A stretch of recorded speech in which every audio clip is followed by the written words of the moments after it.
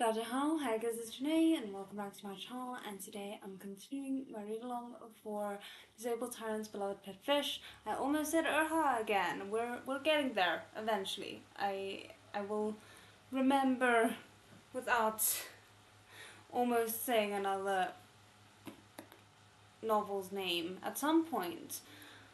Anyway, we are on to volume 3. We have read, I think, have we had 2 live streams for volume 3 so far, I think? But yeah, it's been quite eventful, and I'm so sorry I missed last week, but things just got a little bit overwhelming. I greatly underestimated my work and overestimated my capabilities. So anyway, we're back, and we're here for 3 hours, as long as my voice holds, and I have coffee here with me. If you're new, hi, I'm Janae. I read Danmei, and that rhymed. And yeah, we take a break on the hour for 10 minutes just so I can stretch and get something new to drink, and that's more or less it. But hi. Okay, so that being said, let me quickly open up the volume so long. So for anyone who wants to follow along with their own copies, we were on page 159, chapter 92. And it is called Gifted Fishy, which sounds strange. I'm not quite sure what to expect, considering the last 2 sessions really bowled me over with a lot of surprises. So I have now lost my place. Let's just go to where we're supposed to be. Okay. I think we can just basically get started, right? I want to try and get through as many pages today as we can to try and make up a little bit at least for last week's missed live stream. So let's get going. The Emperor held the letter in a shaking hand, afraid that his eyes were playing tricks on him. Oh right, yeah, that thing. The Imperial physician had reported that Prince Jing now had 4 healthy sons, and none of them were mute. The Emperor pressed the letter to his chest, taking deep breaths. He had once believed that his and Emperor Shaohui's line would end with Prince Jing, but Prince Jing had healthy children, 4 of them.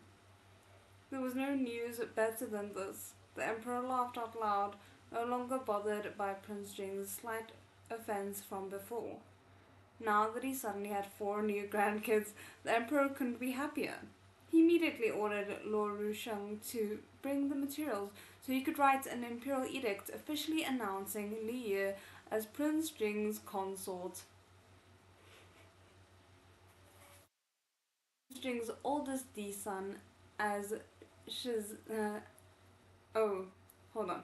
Okay. So, officially announcing Li Yi as Prince Jing's consort, Prince Jing's oldest son as Shizi, his second son as standard class, rank 5 Cloud Chivalry Commandant, his third son as standard class, rank 7 Grace Chivalry Commandant. The Emperor was so overjoyed that he appointed 4 official titles in one go, muttering the whole time, "I'm appointing the year." As Prince Jing's consort, so that isn't a reward. Li Yi and Prince Jing both have made great achievements at the western border, so I will grant my grandsons titles instead. Oh my goodness, he's so chuffed. He's like, I am appointing so that I have a reason to gift gifts. Oh my goodness. Okay, quick note. The government officials in ancient China followed the 9-rank system, which classified officials into 9 ranks, each having a standard and secondary rank, to make a total of 18 classifications. Okay, cool. Watching from the side, the corners of head eunuch Law's lips twitched. As he witnessed the Emperor grant Prince Jing's youngest son the Grace Cavalry Commandant position as well, he thought, you were the one who refused to give Liu the consort position, and look at you now. Can you imagine the gossip that you get as a emperor, as this some kind of servant to the emperor? Obviously, you also have a lot of danger heading your way, but still.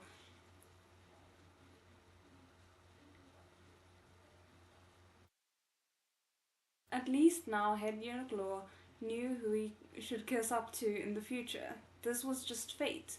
The emperor had other grandsons like the ones in the Marquis of Anne's household, but it had been a long time since they last entered the palace, so the emperor barely remembered them. The third prince also had sons, the oldest now 6 years old, the youngest 3. The third prince made them see the emperor often, but they had been taught too well. The emperor did want to see them, but it wasn't much fun when he did, so he didn't end up seeing them very often. None of them were like Prince Jing's sons, who the emperor hadn't met yet. How exciting! The emperor couldn't stop thinking about them and had even given them titles. This was a rarity indeed.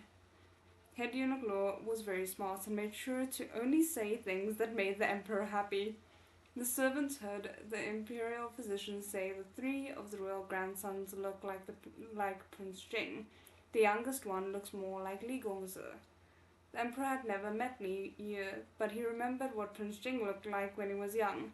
Thinking back on it, he chuckled. It could be fun, if that's the case. My word, you would swear he's never had a grandchild before in his life. I have read this 7 months ago, so it will be nice to hear it for the first time in a while.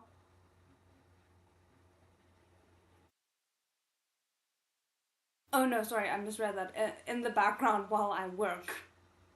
My bad.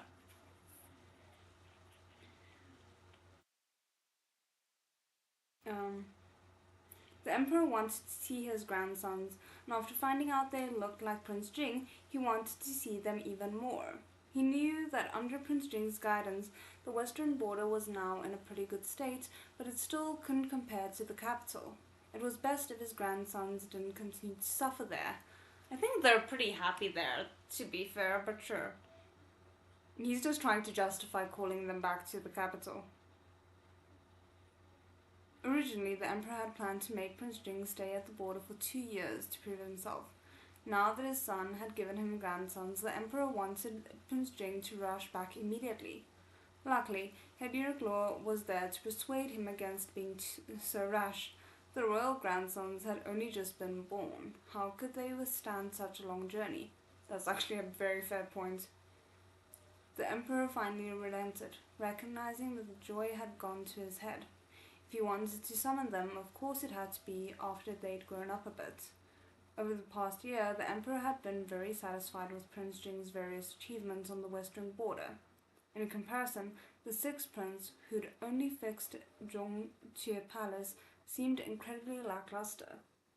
Besides, Prince Jing already had a healthy D son, so it no longer mattered whether or not he could speak.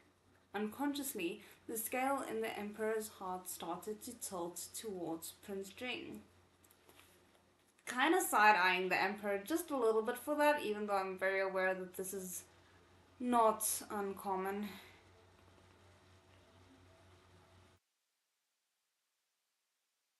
Mm.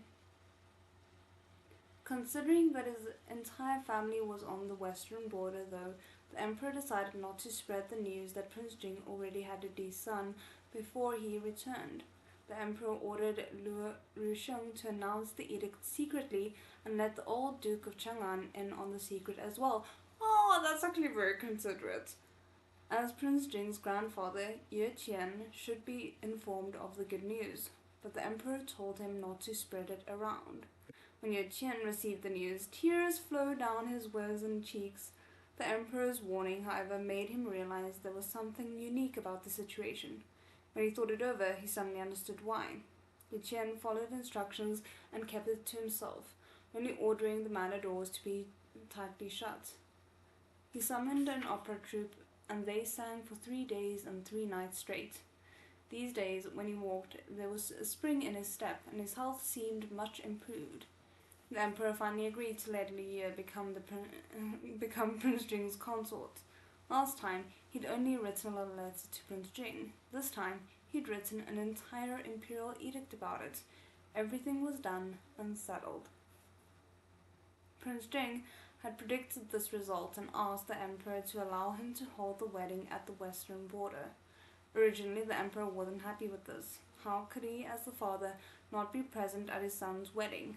But his grandsons were already born, they couldn't delay the wedding any longer, and the emperor couldn't leave the capital.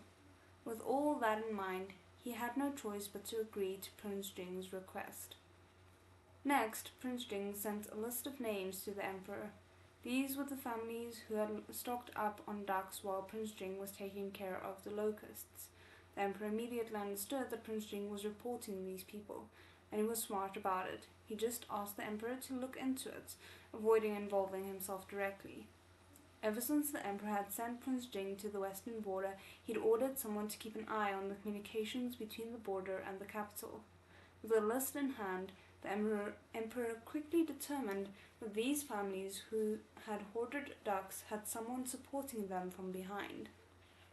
I didn't understand it before, but that makes sense.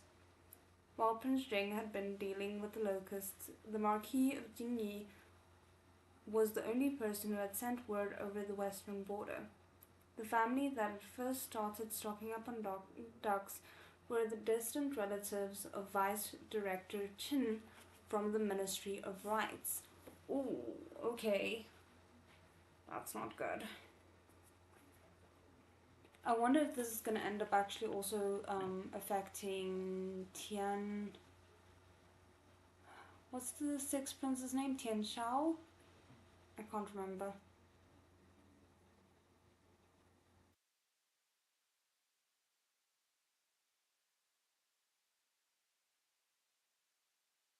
The Marquis of Jingyi and the third prince were in-laws. Vice Director Qin stood on the third prince's side and often did things for the third prince, so it was obvious who was behind all of this. When the Imperial Guards looked into Vice Director Qin, they also discovered something else. Before Prince Jing reached the border, there had been rumors spread about Prince Jing having a terrible tantrum and harming innocent people. These rumors were Vice Director Qin's doing. The guards had even found incriminating letters in Vice Director Qin's residence. The emperor was shocked at all the evidence. Mu Tianming was right under his nose. These days, he was only allowed to study in the imperial study room, but his influence still reached all the way to the western border. Was he trying to harm Prince Jing? The emperor had planned on leaving the third prince be, wanting to preserve his dignity, but clearly the third prince was throwing it away himself. With a cold expression, the emperor first punished the unappreciative Marquis of Jingyi, demoting him to the lowest rank. Then he gave the third prince the title of the Marquis of Ping. With the second prince, the Marquis of An, they made a pair. Okay, there's a note here. Together, the Marquis of Ping and the Marquis of An make the word peace. Ping-an. Oh goodness. He's like, if I send peace away, I will have peace. Oh, sorry, that was a terrible joke, but anyway.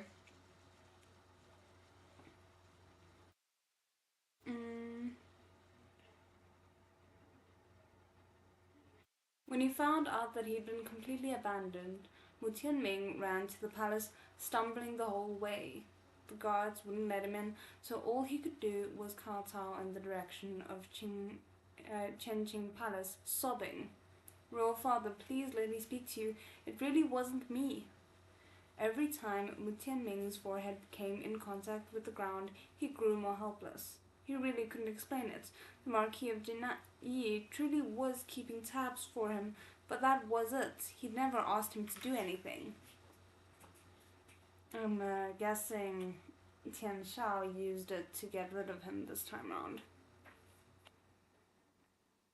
He didn't know why Vice Director Chin had done all this, nor did he know how those letters written in his hand had ended up in Vice Director Chin's study. Oh, I wonder who's been working at the Ministry of Rights recently. Couldn't be that person.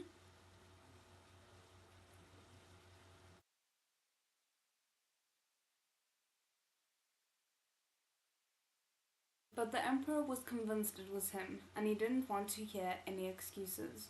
The third prince kneeled for an entire day and night. A rainstorm swept in and chilled his heart completely.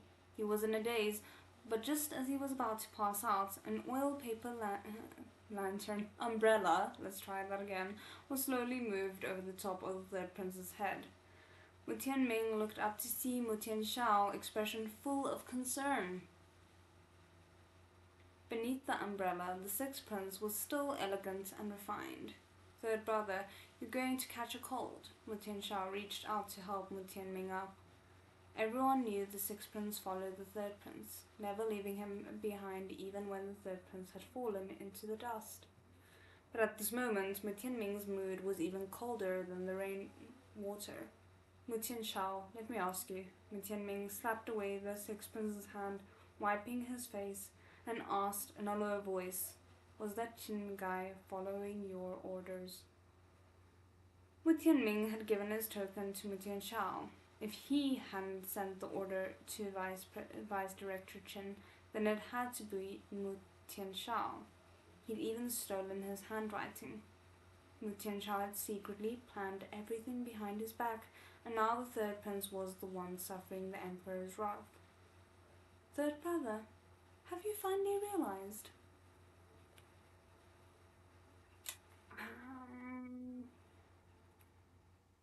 Mu Tianxiao smiled easily, twirling the umbrella carelessly, watching as the raindrops fell. I just wanted to create some trouble for Prince Jing. That way I could gain some power faster, and it would be good for you too. This is the face of someone you can trust. Totally. 100%.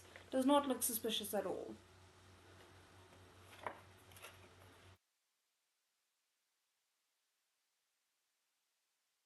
You're full of it. You clearly broke my trust and used me as a stepping stone. Did you forget you used to be nothing?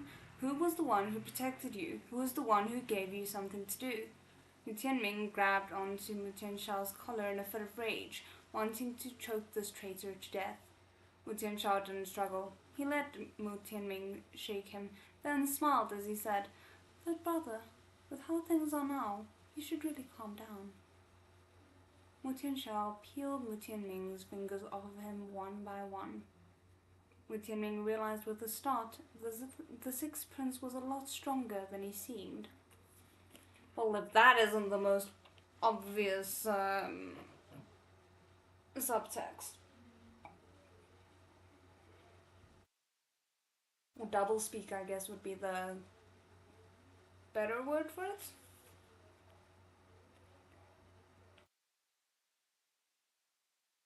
Mu Tianxiao smoothed out his collar and said slowly, Third brother, our royal father won't bother you anymore. He won't listen to anything you have to say. If you behave as the Marquis of Ping, when I ascend the throne, perhaps I will remember the good times we had in the past. How dare you? How could Mu Tianming suffer such humiliation? He lunged for Mu Tianxiao again. A guard appeared behind Mu Tianxiao and stopped Mu Tianming. Mu Tianxiao smirked as he turned around. Third brother, please do as you see fit. I'll be leaving first. Mu Tianxiao walked into the rain alone with his umbrella. No matter how much Mu Tianming cursed or screamed behind him, he completely ignored him. Mu Tianxiao's mood soared. He was finally completely free from the third prince. When he returned to his manor, his confidants reported that the emperor had appointed Li Ye to be Prince Jing's consort. Mu Tianxiao couldn't help but snort. Taking a man as his official consort, Prince Jing probably wouldn't be able to achieve much anymore. I love how that's accidentally, hopefully it stays that way, but accidentally luring Mu Tianshao into a false sense of security, because the big important information is being kept from him by the emperor, which I just, thank goodness.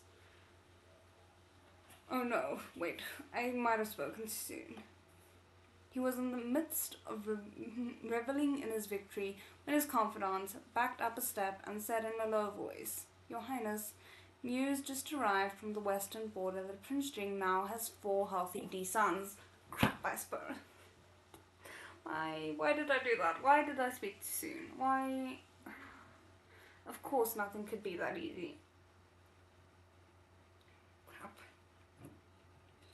And the thing is, now Mu Tianshao is kind of in a catch-22 because he can't confirm it from the emperor, because then the emperor will be like, wait, you have spies who are reporting to you against my orders? Who are they? So now he just has to either send someone to go and confirm it, or he has to go and confirm it himself. What? Mu Tianshao's expression was panicked. Wasn't Prince Jing about to marry a man? Where had the 4D sons come from? They were all healthy? Had his confidant made a mistake? Mu Tianshao didn't believe his confidant and grabbed the report from him, reading it carefully line by line. The Sixth Prince didn't have that many people working for him at the western border, so he didn't have anyone in Prince Jing's residence directly. His reports essentially just contained what the villagers knew. Prince Jing really did have healthy children. In that case, Prince Jing's muteness was no longer a flaw he couldn't overcome. Yeah, because his muteness has clearly stopped him from being very effective at the western border up until this point. His children are totally the thing that made him able to do all that he did there.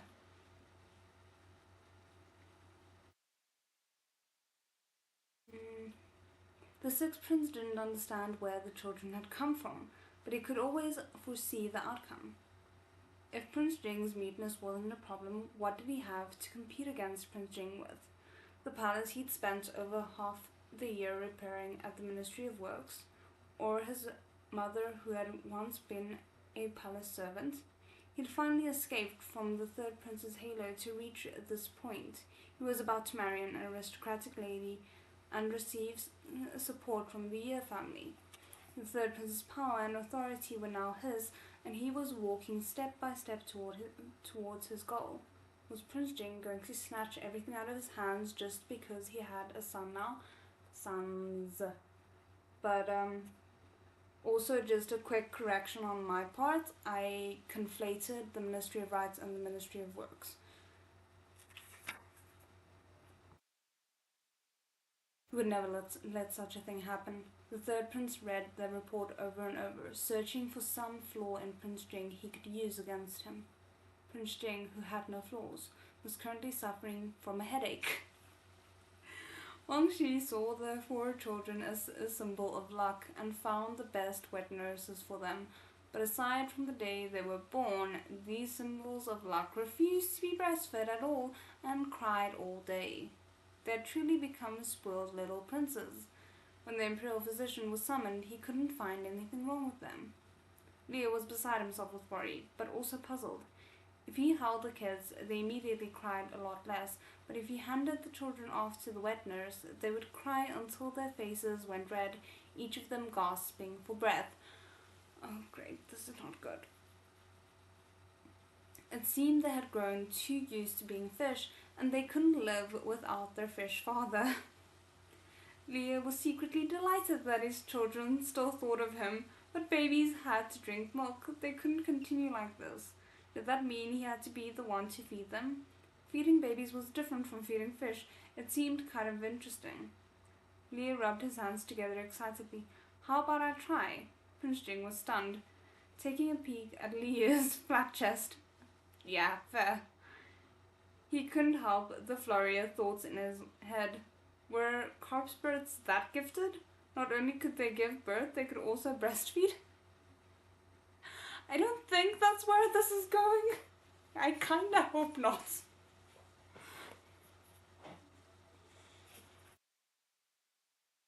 Grand Fishy Wedding is the next chapter title. We're on chapter 93.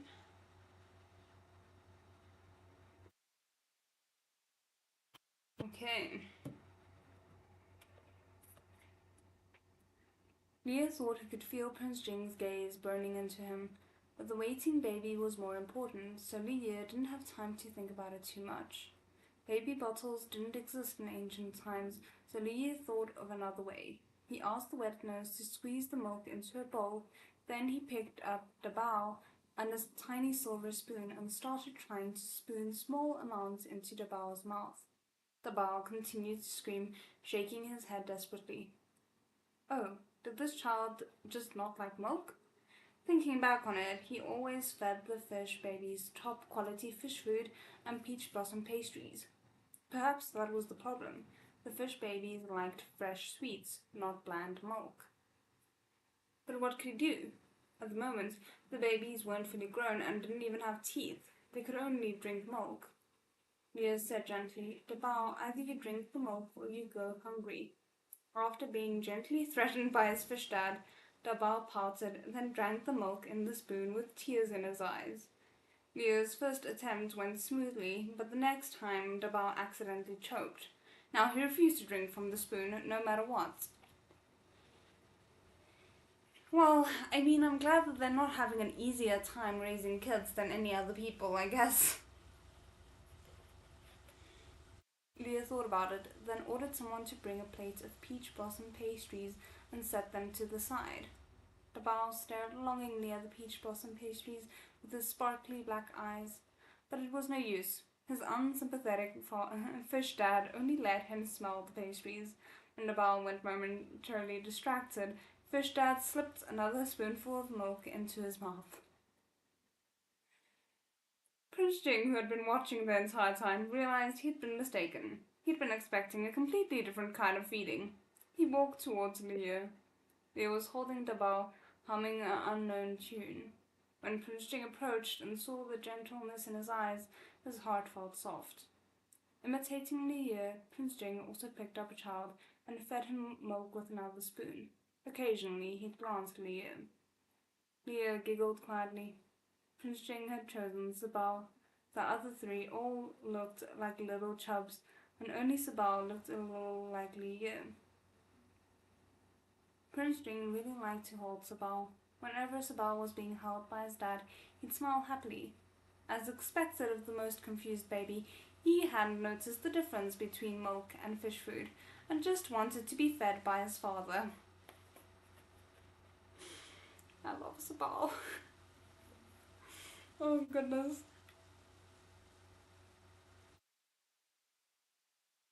Sabal finished the milk incredibly quickly. When he was done, Prince Jing wanted to pick up Erbal, but Sabal kept his fingers clenched onto his collar, unwilling to leave his father's embrace.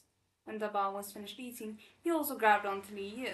Then, as he was trying to console him, Erbal and Sunbal started to cry even harder. They hadn't had their turns yet. Leah sighed in resignation. He and Prince Jing had no choice but to hold 2 children each. He felt like they were much better behaved when they were fish. I think so, yeah. When night fell and it was time to sleep, the babies still wouldn't let go. Leah discussed the issue with Prince Jing, his face red. Your Highness, they're still young. Maybe they're just not used to it. Let's let them sleep together with us. Before, when the fish babies were in the tank, they'd stayed in the same room as their dads, and fish dads slept between them all the time. Why did they have to go to sleep with a stranger, the wet nurse, now that they were human? None of them were willing to do that. Being a human wasn't better than being a fish at all. They couldn't move or speak, and they could only drink boring old milk. This was way too hard. The fish babies wanted to be held by their fathers. Sob, sob, sob. They are indeed Leah's children, 100%. Jing had always doted on Leah. Since Leah was the one who suggested it, he resisted the urge to kick the 4 babies out and nodded. Goodness. Leah first put all the babies on the bed, then lay down himself. These days, he only had 4 hours to be human. It would be fine if he took a little nap. Prince Jing would take care of everything for him. But as soon as he lay down, the children immediately craned their necks and stretched out, wanting to stick themselves to him. If they couldn't reach him, they'd start to cry. Leah had to make sure each child was touching him. The Bao claimed one of Leah's arms, Bao and Sun Bao claimed the other one, while Sibao grabbed onto Leah's leg tightly. Once Leah was completely surrounded, all of the babies were satisfied, but Prince Jing, who felt like his wife was getting further and further away from him, was not. I mean, that is just the life of it, I swear. Ooh, sorry.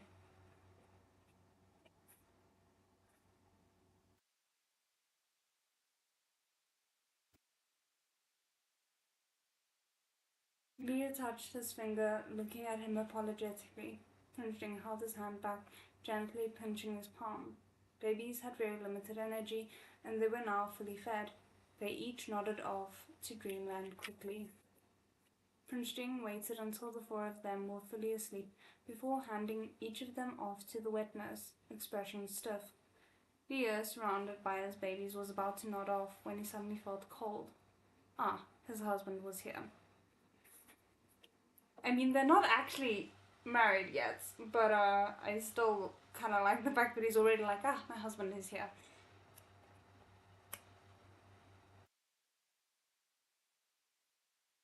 Leah wrapped his arms familiarly around his shoulders. Their married life was very harmonious. Oh wait, no, they have had their ceremony. It's just been a very closed off one? No, I'm suddenly not sure. Their married life was very harmonious. Every couple of days, they'd have to absorb essence.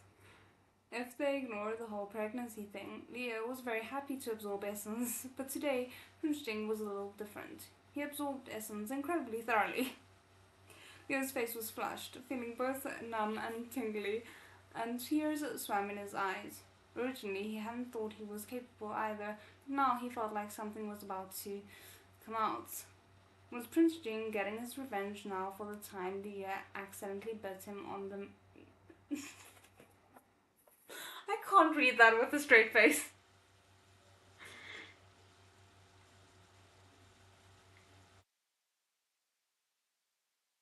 It says, and I quote, "For the time Leah accidentally bit him on the man tit." What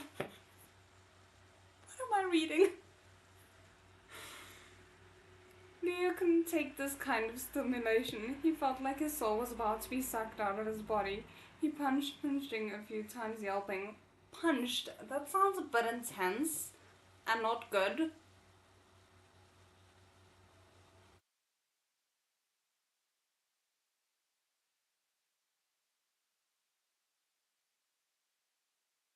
Prince Jing, who'd been doing his best to absorb the carp spirit's essence, glanced at the hourglass and then finally let go, holding on to Leah's waist instead. The next day, when they were feeding the babies, Prince Jing was looking down, focusing on feeding Sibao, while Leah held Dabao. Leah's chest was sore and his legs were still shaking. Thinking back to the wild nights he'd had, Leah couldn't resist glaring at the culprit. Prince Jing felt his fierce gaze. He smiled at him, then licked his lips salaciously. Seriously, he couldn't even speak, and he was still managing to attack Leah with brazen flirtation. Oh my word. Whatever, it was fine if his husband was like this. It wasn't as if he didn't benefit. With Leah's continuous encouragement, Dabao and the rest of the kids slowly started to get used to being human babies. That was when the Emperor's edict arrived from the capital, appointing Leah as Prince Jing's official consort. Prince Jing had done exactly as he promised and gotten Leah the title. Leah almost couldn't believe it himself. This wasn't just something the villagers on the street called him casually. He was now Prince Jing's official consort, recognized by the emperor himself. He was going to be recorded into the official family tree. Their marriage was set in stone. Yay! Let me see.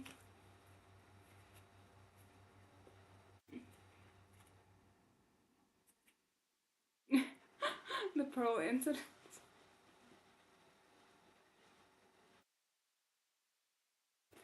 Um, where were we? On the day the edict arrived, Prince Jing decided on the date of the wedding. Wang Shi had been preparing for it for a long time and everything was ready, so they could hold the wedding whenever they wanted. Prince Jing was just annoyed that all the auspicious days were too far away and that he had to wait even longer.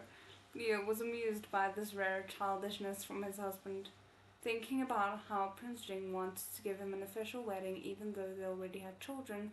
Leo's heart felt like it was coated in sugar. The Emperor has already agreed. It's just a matter of time. Leo placated him, chuckling. Don't be impatient, Your Highness. Having tasted the sweetness of Leo's particular sorts of comfort, Prince Jing continued to pout childishly, only calming down when Leo continued. At the same time, he asked Wang Shi to double check everything that had to do with the wedding. It didn't take Wang Gong long to check it all. The only thing that was left was the most important aspect of the wedding robes. Prince Jing's robes had been made to order far in advance, and there were several backup sets waiting. Every single stitch had been inspected by Prince Jing, and all the accessories were made by artisans according to Prince Jing's designs, ensuring that each piece was completely unique. Leah hadn't tried on the consort's robes and accessories yet, but with Prince Jing's experience designing clothes for him, there was nothing to be worried about. Finally, the day of the wedding came. Prince Jing handed Leah his robes personally. There weren't that many servants, and Leah didn't have any family, so Prince Jing helped him change and do his hair himself. That's so sweet!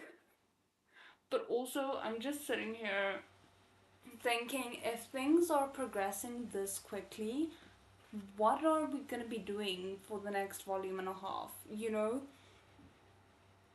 I'm vaguely stressed.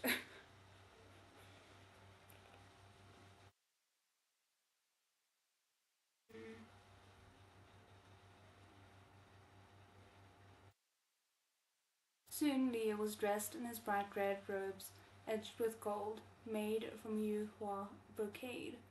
Apparently, clothes made from Yuhua brocade gave off a serene radiance, like the light of the moon, which was how it had got the name Radiant Moon Brocade. Oh, literally, Yuhua. That's hilarious. The Yuhua brocade was woven with golden thread and phoenix feather thread, and embroidered with a majestic koi fish leaping among the clouds over a gate. A fish pattern was embroidered all along the collar and long train, shimmering with extraordinary brilliance. The belt was woven from soft gold thread and made to look like aquatic plant leaves. Though it appeared thick, it was actually very light. A few small, cute golden fish hung from the belt, tinkling as they moved. I low-key so badly want to see all the outfits that Prince Jing designs for Leah because all of them sound stunning. Like, I wish we could just have a lookbook of all these outfits.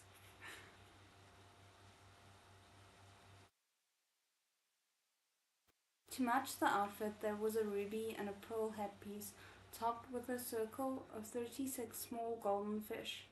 Each fish was encrusted with rubies, and strings of pearls fell from the fish's mouth, covering Leah's face slightly to keep him partially hidden.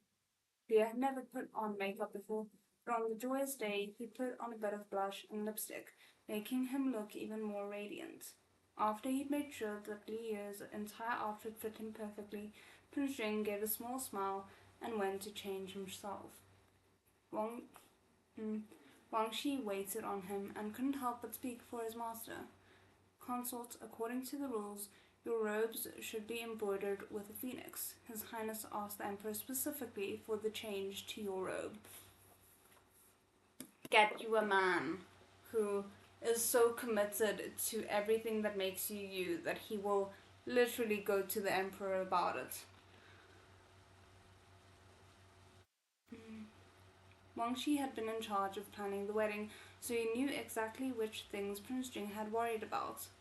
Prince Jing didn't need Leah's gratitude, but Wang Gonggong was very chatty and immediately revealed everything to the consort. It's appreciated. I feel like you should know the good things that your significant other does for you, even if it's not them saying it to you.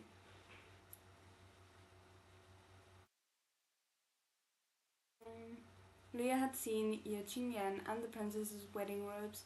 He hadn't realized that even just the embroidery would require so much thought. He was suddenly overcome with gratitude. Soon Prince Jing finished changing into matching wedding robes, except in black. Leah took a careful look and saw that Prince Jing's robes were still embroidered with the four-clawed dragon, as expected of a prince, but their belts were the same, in the shape of aquatic leaves, and he'd tied the silver bead that Li Ye had once given him onto his belt as well. His sleeves and hem were also embroidered with the same fish pattern as Li Ye's robes. Wasn't he secretly showing off their love? Li Ye gave himself a thumbs up for being so perceptive and noticing all the beauty in the world. Prince Jing walked over, lowering his head as though he wanted to kiss him. As he did so, a section of red string appeared from beneath his robes. Leah smirked and pulled it out. He wanted to know what the prince was wearing on such an important day. Leah was wearing Prince Jing's little jade figure. As he suspected, Prince Jing was wearing his fishy rock. Put together, they were a match made in heaven. Your Highness, consort, the time has come. Wang Shi was so happy, he kept wiping his eyes. Oh goodness. So, is this it? Because this doesn't quite look like it. No, I don't think this is supposed to be it. But we're just gonna envision kind of like similar vibe, but just with the wedding colors.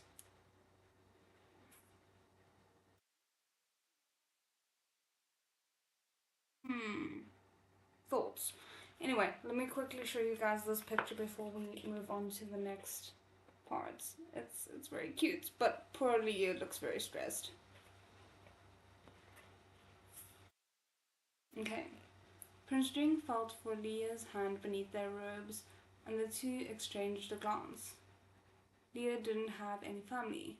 His family was Prince Jing. Prince Jing helped him onto the wedding carriage, then sat inside himself. The red and green wedding carriage made a lap around Luofeng village, then returned to Prince Jing's residence for the vows. Plenty of villagers had come to witness the joyous occasion and followed behind the carriage. Leo lifted the curtain, feeling nervous as he looked down at the crowd of people. Prince Jing gave him an encouraging glance, and Leo gave a tentative wave to the audience. The villagers all knelt on the ground and cheered loudly. Long live the consort! The noise startled all the surrounding magpies into the air. Leo's heart leapt. In this moment, he really felt like he belonged in this ancient world. Oh, that's so good. Okay, I'm fine. Pre-wedding robes and get you a friend like Wang Gongong. Indeed, he is the absolute best wingman ever.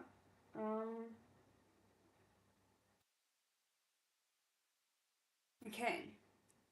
Dabao, Erbao, Sanbao, and Sabao were lying in a row on the bed. Today there were only the wet nurses and no dads. They were utterly dejected. Faint music could be heard from outside. Sabao remembered that the wet nurse had said his dads were getting married today. He didn't know what getting married meant, but it must have been a good thing. Sabao attempted to flip himself upright, but failed. He waved his arms around angrily. Ah! then, thoughts, what he's trying to say is, I want to go to our daddy's wedding. Sanbao also started to wave his limbs around, following his example. Ah, I also want to go. Erbao turned to look at them. Ah? How? Erbao, Sanbao, and Sibao each took turns eyeing at each other. After coming to an agreement, with Sibao in the lead, they all did their best to roll down from the bed. If they wanted to see their dads get married, they first had to get off the bed. Although babies weren't very strong, they could still achieve their goal by rolling. But they weren't even a month old yet. Once they rolled over, they couldn't roll back. Erbao, Sanbao, and Sibao all lay face down on the bed. Ah! Save us! This is so weird. Dabao had witnessed everything. He gave a dismissive wave of his hand. Ah, you're all so stupid. What an interesting quartet they make. But also, if they had made their way off the bed, I would be judging the wet nurses so much. Okay, chapter 94. One fishy family. Prince Jing mentally kept track of Xiao Yu's transformation time. Although they took a lap around the village, the carriage sped up as much as possible when there were not a lot of people. The carriage driver had received a unique task. On the day of the wedding, he had to drive quickly, but not so quickly as to disturb Prince Jing and his consort. The driver was an old servant of Prince Jing's. In order to celebrate him finally getting married, he really went all out, practicing for this specifically for a month. The commitment that everyone has is so appreciated. Along the way, Prince Jing's guards were in charge of security, stopping any overexcited villagers from getting too close. Once the carriage safely returned to Prince Jing's residence, the next step was the wedding vows. The emperor was in the faraway capital, unable to attend Prince Jing's wedding, but that didn't stop his need to reward. It took Guangxi over an hour to read the gift list. The group bearing gifts from the emperor lined up all the way from the room where the ceremony was taking place to the outside of the entire residence. There weren't too many guests invited to this wedding. Prince Jing wasn't a fan of commendations, but this was his and Xiao Yu's wedding. He couldn't just have a bunch of empty seats. So he asked the village head to bring some of the respected elders in the village as important guests. Auntie Xie, who was close to Leah, was also invited. Oh, I love that Auntie Xie made a reappearance. Most of the guests weren't nobles or aristocrats, but the couple didn't receive any less congratulations. At the ceremony, where one's parents would usually sit, sat the emperor's edicts as well as Emperor Xiaohui's memorial tablet. Oh, that's nice. I wasn't expecting them to do that. Just as Prince Jing signaled for the host to start the ceremony, a horse suddenly arrived. Ye Qingyan got off the horse, travel-worn, and rushed to the ceremony excitedly. Yay! I mean, this is gonna be a disaster, but I'm so happy to see him. After they found out about Prince Jing's wedding, the house of Chang'an had to send someone no matter what. Ye Shizi had volunteered, at least in part because he missed his cousin, who he hadn't seen in nearly a year. Tianqi, it's finally my turn to congratulate you on the marriage. Ye Qingyan smiled and patted Prince Jing on the shoulder. For once, Prince Jing didn't brush him off. Instead, he smiled lightly and ordered Wang Shi to bring over a cup of wine. They drank it together. After drinking the marriage wine, Ye Qingyan was feeling chatty. Besides, he had a lot to talk about. When Prince Jing had first left the capital, he'd sent a letter to the house of Chang'an asking them to be be patient, observant, and flexible. They could not beg for mercy on his behalf, nor should they write any letters to the western border. After Prince Jing left, aside from the old Duke of Chang'an, who seemed to have limitless patience, everyone else was worried for him. In the past year, Prince Jing had suffered bandit attacks and locust infestations, and had even had to give away his job at the Ministry of Works to the sixth prince. Yet Jinghian nearly went to beg the emperor to let Prince Jing come back. See, this is why it's good that Prince Jing has all the foresight. Fortunately, the old Duke of Chang'an had managed to convince him in time, asking him to trust Prince Jing. The old Duke of Chang'an could see what was going on. Prince Jing was currently in a very delicate situation. If the House of Chang'an stepped up, not only would they be unable to help Prince Jing, they would cause all of Prince Jing's efforts to go to waste. Yu Jinghian could only wait for something to happen. The wait lasted until Prince Jing asked the emperor for Li Ye's hand in marriage, and the emperor agreed. Yu Jinghian had met Li Gongzi before. Not only had they met, the entire house of Chang'an loved Li Gongzi, and they all thought this was a good match. Yu Jinghian kept following the former duke's orders and never said anything. But Li Gongzi was a man. That was an indisputable fact. What about Prince Jing's future children? Ye Qian kept his mouth shut too and didn't tell Ye Jingyan that Li Ye had already given Prince Jing 4 little gongzi, and the matter of heirs had long since been a non-issue. As a result, currently, Ye Jingyan really wanted to comfort Prince Jing. Oh, this is gonna be interesting. I'm vaguely worried. Don't worry, there will always be solutions when it comes to your heirs, Ye Jingyan said quietly, pulling Prince Jing to the side. I shouldn't say this to ruin your special day, but my parents have both worked out a solution for you. As long as you have children, Li Gongzi won't have to face judgment and blame in the future. If you don't want Li Gongzi to suffer, you can find a kid of royal blood and adopt them. There must be someone suitable. Prince Jing raised a brow, put down his cup, and shook his head. Ye Jingyan thought he knew Prince Jing well enough to guess his thoughts and tried, Do you perhaps look down on other people's blood? He didn't just look down on them. Prince Jing nodded.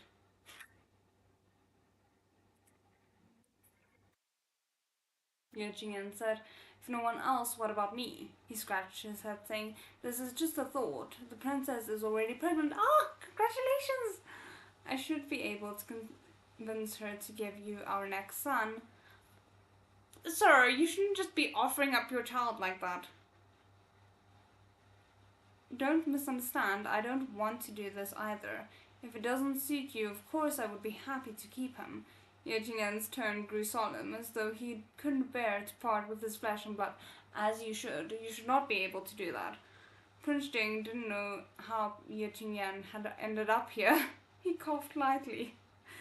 When Wang Shi heard, he immediately brought the wet nurse over with a child. Your Highness, the young masters are crying so hard. This old servant had no choice but to bring them to the ceremony.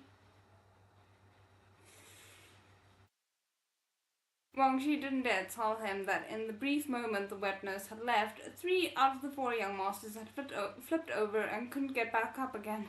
They had nearly drowned in tears and were inconsolable, no matter what the wet nurse did. Wang Shi thought that since it was lively here, perhaps the young masters would enjoy it, and decided to bring them to the ceremony. But now that they were out and had spotted Prince Jing and his consort, there was no way they would leave. The young masters wanted to see their dads get married. The amount of indulgence that they allow these kids are gonna indeed make them spoiled princes. Prince Jing also missed his sons and gestured Ye Qingyan over to take a look. Ye Qingyan was completely bewildered when he saw the 4 babies. Each one was wrapped in a different colored swaddle cloth, gold and silver mixed, silver and black, and held in the arms of Wang Shi and a woman. Oh wait, sorry, I misread that. Gold and silver mixed, silver and black. There we go. Who was this? What relationship did she have with Prince Jing? Ye Jingyan was confused. Wang Shi chuckled. The young masters insisted on wearing this. The witness wanted to change them into something more celebratory, but they wouldn't let her. They started crying immediately. Prince Jing nodded, not assigning any blame. Wang Shi didn't know, but he knew the colors of these swallows were the fish babies' original colors. Prince Jing took Sabal from the wet nurse and expertly patted his back. Ye Qingyan's eyeballs nearly popped out of his head. He couldn't help but ask, Wang Shi, whose babies are these? Why did Wang Shi call them young masters? And why was Prince Jing so experienced with picking them up? Wang Shi slapped himself on the forehead and said, Yeshiza, so sorry. This old servant was so busy being happy he forgot to introduce you. These are His Highness's children. Li, the consort gave birth to them. Isn't this supposed to be a secret? I'm vaguely worried. I know it's an open secret at this point, but Liu could give birth? Ye Qingyan was thoroughly stunned. He slowly turned round to stare at Prince Jing, whose expression was full of pride. Wang Shi's words were too shocking. Ye Qingyan needed time to adjust. He had given Prince Jing 4 kids. Men could get pregnant too? Wang Shi had no choice but to give Ye Shizi, who was about to pass out, a brief explanation. Although Wang Gonggong wasn't clear on the details either, Prince Jing had seen the whole process through. Plus, there was the genealogical experts, the other physicians, and the 4 young masters as proof. He could swear to the heavens it was real. Ye Qingyan could also tell that 3 of the babies looked a lot like Prince Jing when he was young. The one that Prince Jing was holding looked a lot like Li Ye. If it was fake, how could it all seem so real? I mean, it's hard to argue with. Wait, Ye Qingyan suddenly realized. He thought Prince Jing was childless, but he actually already had 4 healthy sons. Meanwhile, he, whose wife was still pregnant, had lost again. I called it. I feel like, I lost to him again, even though it's not even a competition. Okay, we are still kind of far away from the end of the chapter, and I am fully out of my coffee, so I'm quickly gonna take my 10-minute break now, and then we'll be back at basically 10 past to continue again. Okay, cool. Yeah. He lost the competition again.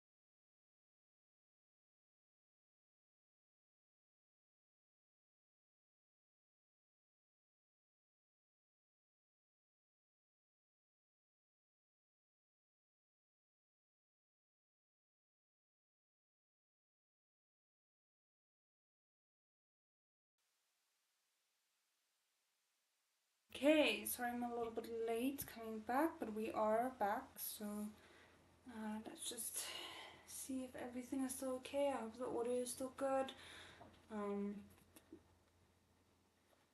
Yeah.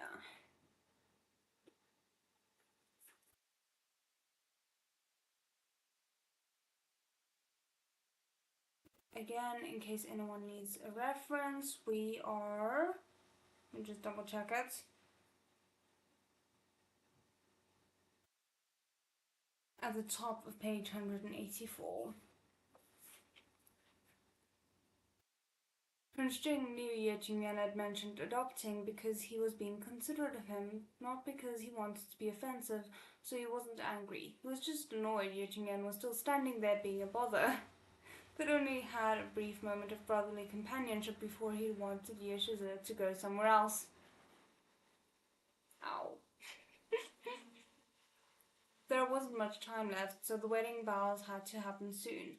They had to do it during the pre-calculated auspicious time. Prince Jing gave the host another look, and they immediately started the ceremony. Leah wasn't used to such finery. All the pearls dangling into his field of vision were a little distracting. It sounds like my personal help, but sure. Prince Jing quickly walked to his side. Your Highness, Leah called out with a smile. Prince Jing really couldn't smile enough today. He reached out, and a warm hand enveloped his. As soon as their hands touched, all the commotion in the room settled down. Leah eyed a brazier to the side. What was going on? Did the consort have to step over it too? He was worried he'd tip the brazier over it with how clumsy he was, or burn the expensive wedding robes. That is honestly my concern every single time I see them doing this in dramas. Neither seemed particularly lucky, but as he was fretting, Prince Jing wrapped his arms around him and picked him up lightly. Leo felt his feet leave the ground and his mind went blank. In an instant he was back on the ground with the brazier behind him. Leo's face was bright red. Not even the pearls on his headdress could hide his embarrassment.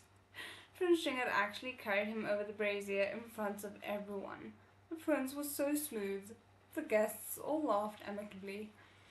Okay, so just a quick note in case we are curious. Stepping over the fire is a traditional wedding custom to burn away bad luck. Interesting. Ye Qingyan laughed the loudest, and the Xinyang behind them also went bright red. It was finally time to do their vows. Leah stood at Prince Jing's side. The two of them sincerely bowed to the heavens and the earth and Prince Jing's parents. Finally, there was a deep bow between the couples. To be honest, they had been married since the day they signed the wedding contract. This was just a declaration to the rest of the world, declaring that from now on you are mine and I am yours. This is so cute. I am way too much of a hopeless romantic when it comes to things like this.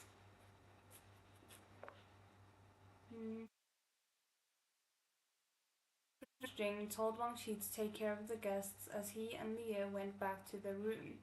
He'd already formed the habit of regularly checking the silver hourglass. Shaiye's transformation time was almost up, so he had to keep an eye on him. On such a special day, he couldn't let Shaiye experience even a sliver of panic or shock.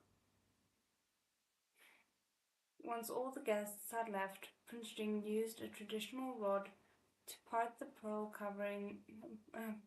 covering Leah's face. The two of them stared at each other for a while, then smiled at the same time.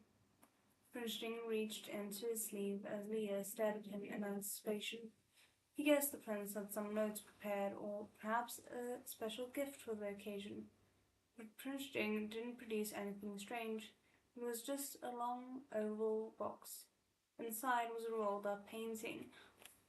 Did he draw a picture of Leah? I don't know, let's see. Leah unrolled the painting under Prince Jing's watchful gaze. Prince Jing had painted a school of fish.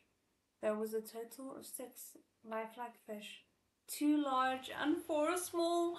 Not a family portrait. Not a family portrait. Oh no, that's so cute. Uh,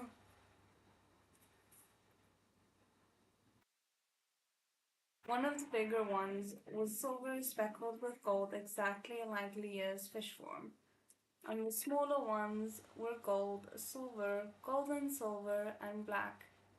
It was clearly the four fish babies. Okay, before we continue with that cuteness, give me a second. We have notes. Footnotes, that is. A Xinyang is a woman who accompanies the bride when she is married into her husband's family. A Xinyang is responsible for teaching the bride proper etiquette. A shicheng is a traditional Chinese handheld weighing scale, which is used to lift the bride's veil. The scale has a long handle so it can be used for this purpose. I love the scene so much. It's great. But that wasn't right. Leah counted again and again. Him and the babies should make 5 fish. So who was the extra large black fish in the painting? I wonder, Leah. Look next to you for a clue.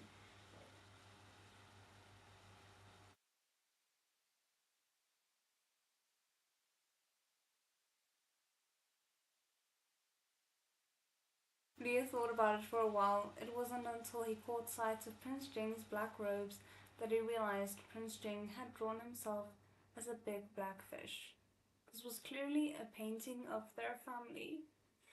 Leah especially liked this large, majestic black fish. He looked at it for a while before he finally, a little reluctantly, put the painting away. Thank you for the gift, Your Highness. Having given his wedding gifts, Prince Jing once again picked up the pair of jade cups they drank from the day they consummated their marriage, and filled them with green palm wine. This time, Leah drank first and playfully passed the wine to him with his mouth. Sand slowly trickled down the silver hourglass. 2 figures rolled together on the marital bed, unable to part.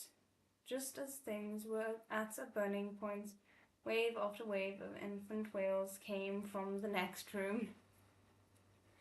The painful accuracy. And probably this is just when Lee is about to turn into a fish again.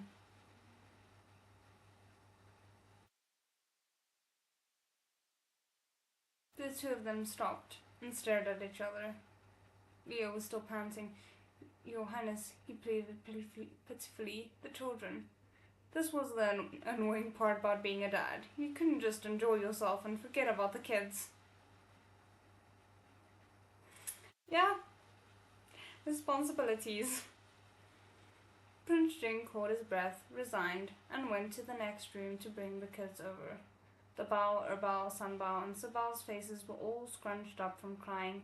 They'd finally made it to the marriage ceremony, but the fish dad hadn't even noticed them. Soon after, their dads had disappeared, and the wet nurse had brought them back. They hadn't even received a comforting hug. Even Dao Bao, who considered himself the most mature, was about to explode. Prince Jing was the first one to appear. The other babies all quieted down immediately, but Sibao, who was crying too hard and couldn't stop, accidentally started to hiccup. Prince Jing shook his head. With 2 children in each arm, he moved them all to their room.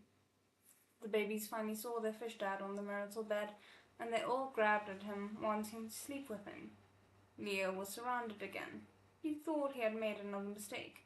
His lovely wedding night was ruined just like that. He was just about to apologize to Prince Jing when Prince Jing lay down, blinked at him, and then pulled him down into his arms to rest on top of him. That way, even if they were surrounded by their children, the 2 of them wouldn't be separated. I mean, that's a way to find a solution, but it's not going to last long considering the timer that is still ticking by. Your Highness, aren't I heavy? Leo rested his head on Prince Jing's shoulder, afraid of crushing the man under him. Prince Jing shook his head and turned all the children's faces away, wrapping his arms around Leo's waist While Leo was still talking, he planted a kiss on his lips again and again. Leo had no choice but to shut up. The kids were right there. He couldn't make any weird noises.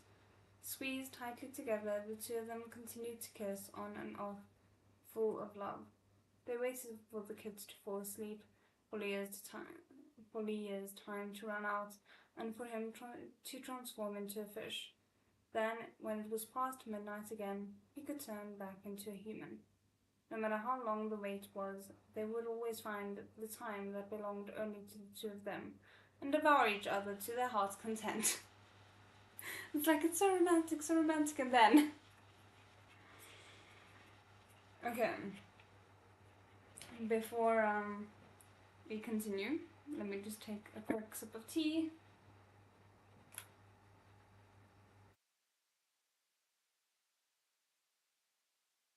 Okay.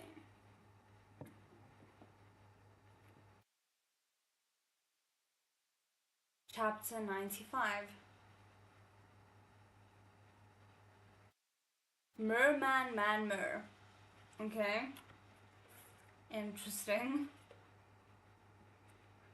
No ordinary person would dare disturb Prince Jing's marital night, but Ye Qingyan was not an ordinary person. Oh goodness, he is seeking death, isn't he? Wang Shi had taken care of all the guests. After everyone had a few cups of celebratory wine, they all bid their goodbyes. Only Ye Qingyan made his way to the bedroom. Wang Shi stopped him with a smile. Yushizi, did you want to be thrown out by His Highness again? We appreciate. Wang Gong. Have we said that before? I feel like we've not said it enough. Prince Jing had ordered that no one be allowed near their bedroom. Even if Wang Shi himself wanted to interrupt, he was powerless. There's a Chenjudu in town, a roast duck restaurant. His Highness had it opened for the consort. Due to the special occasion, all the roast duck is free today.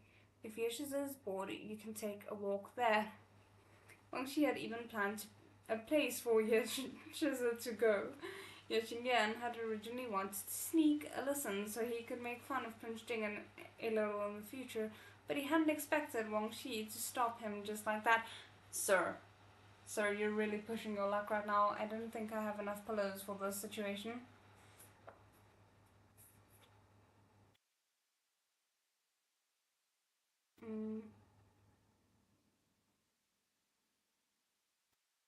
He'd even been forced to witness Wang Gonggong showing off his master's generosity, and now he was too embarrassed to stay. That's how it's done. The candles had already been blown out inside, so there wasn't anything fun he could witness anyway. Crap. Just as he was thinking roast duck actually sounded pretty good, the door was suddenly opened from inside. Prince Jing walked out half naked in a hurry, holding something wrapped up in a piece of cloth in his hand, and ran right into Wang Shi and Ye Qingyan. Prince Jing nodded calmly, protecting the thing in his arms without blinking, and walked next door. Ye Qingyan and Wang Shi were stunned into silence. Ye Qingyan had good eyesight. Within the clothing, in Prince Jing's arms, he'd caught a glimpse of a section of a fish's tail. The tail of Prince Jing's favorite fish. The one that was silver speckled with gold. Ye Qingyan remembered it well. There's no way he would have mistaken it. What had happened just now? I don't know what creative things Ye Qingyan might come up with. I'm kind of scared.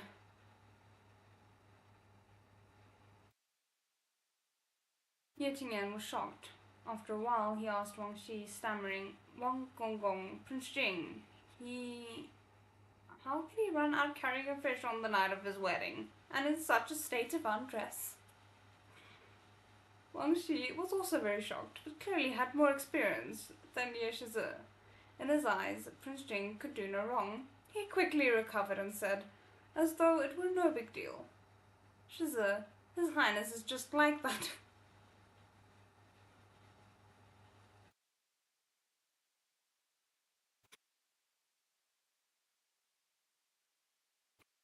Make of that statement. There are so many uncharitable ways to interpret that. Oh my goodness. Like, what? Was Prince Jing into that kind of thing? What kind of thing is there possibly to be into in this scenario, sir? What are you thinking? Ye Qingyan didn't know if he should sympathize with the newlywed consort or the fish in Prince Jing's hands. Leah hid himself in Prince Jing's arms, too afraid to peek out. This wasn't the first time Prince Jing had taken care of him after his transformation, so he wasn't worried at all. But because this was the night of their marriage, they hadn't had much opportunity to think after the fish babies went to sleep. They didn't realize until Leah was about to transform that there was no fish tank in the bedroom. Great. Wang Shi had good intentions. When he arranged the room, he'd been afraid that the two masters would knock into it if they got too drunk, so he had the fish tank moved next door. Since it was their wedding night, Leah and Prince Jing were so focused on each other they hadn't noticed in time. Leah only realized what was wrong when he'd already transformed. Prince Jing had an idea where the fish tank might have been moved to and rushed out with Leah to find it. At least they could say they were the only ones in history to experience a wedding night this chaotic. Oh, you would be surprised. Like, I have been shocked by the amount of chaos that I have heard about wedding nights. And it's not just random stories, it's kind of not people I necessarily know directly, but it's not total strangers, shall we say.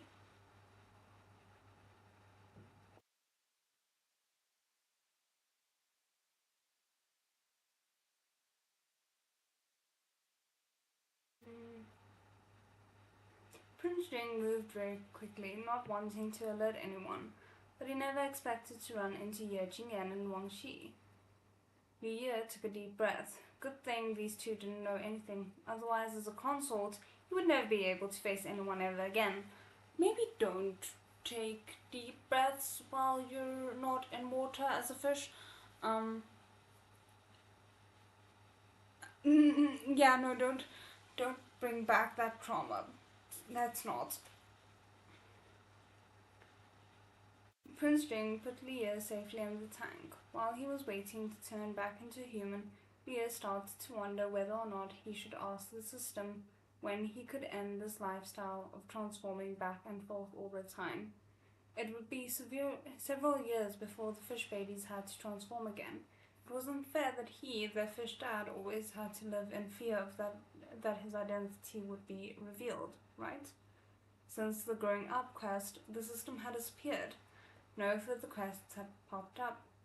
Prince Jing took good care of Leah. His days passed peacefully. Sometimes he couldn't help but think that continuing like this would be fine too.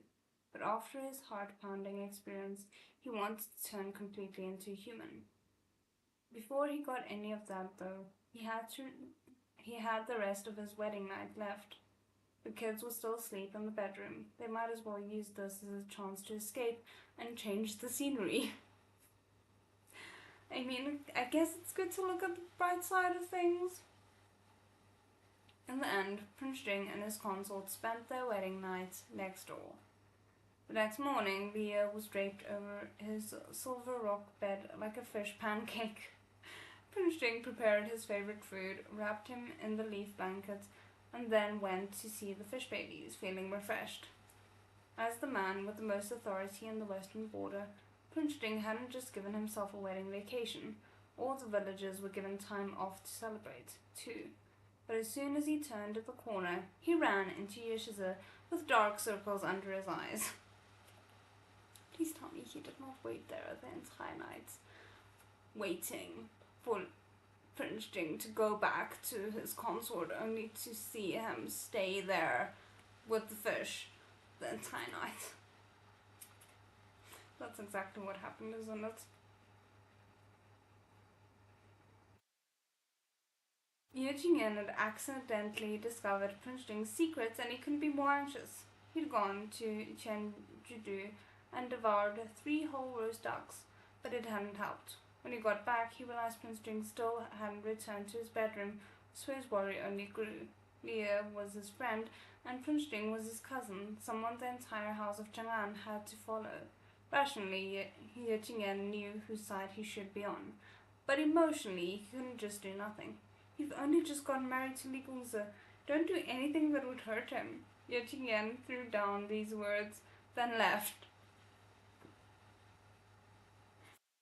His heart's in the right place, okay? Prince Jing had no idea what to do and what that was about. He decided to ignore him. Some time later, Wang Shi came over, not sure what to say to him. Your Highness, this old servant will just say one thing. You have to be good to the consort in the future. Prince Jing really didn't know what these two were thinking. Leah, the fish pancake, entered the system after catching up on his sleep. He'd felt like he'd vaguely heard the system last night, but he wasn't sure. The system always tried to give him notifications, but he was busy doing things. Sir, the last time you ignored the system while you were busy doing things, that resulted in 4 babies. So maybe be a little bit more concerned. Just saying.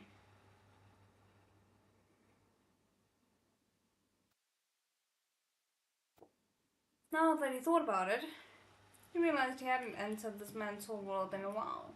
The last time was when he'd collected the reward for growing up. The fish babies had also turned into human babies that time, and he was worried about how to explain the fish's absence to Wang Gonggong. The 4 fish babies disappeared together. Then he gave birth to 4 children. Was that suspicious? Fortunately, the reward from the system was 4 plushies that corresponded with the baby fish. That had saved him a lot of worry. The fish babies were now each had their own fish plushies, and Leah had a great idea. With the help of Prince Jing, he'd attached a magnet to each fish baby's mouth and tail, as well as his own plushie. Magnets that you found were in ancient China. Let's not think too deeply about it, never mind. That way, the plushies could form a line the same way he would play with the babies. Although the fish scanning system was a huge fraud most of the time, sometimes it really did pay attention to the details. After transmigrating as a fish, he'd been forced to complete many quests, all because of the system.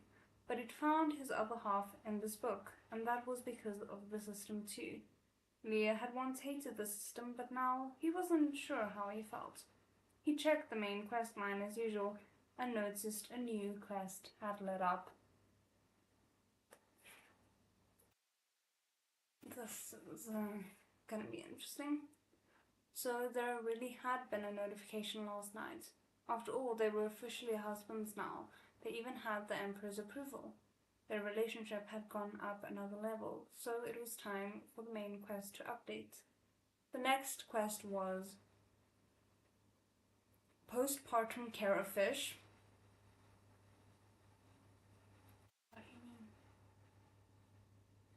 Leah felt incredibly embarrassed. Before, he just thought all the quest names were slightly weird. He had already given birth to the fish, so what was there to still take care for? Oh right, he was now considered postpartum, right? Leah looked at the description calmly. With the system's usual behavior, it once again had to be separated into steps. You thought there was only one quest. Actually, there are several quests dressed up as one. Why is my mind immediately just going like, oh no, it's not one person, it's 5 quests in a trench coat. I'm sorry. I don't know why my brain's like this. Okay. I think it doesn't help that I do these lives so late at night, so I become a little bit delirious by the end of them, I feel.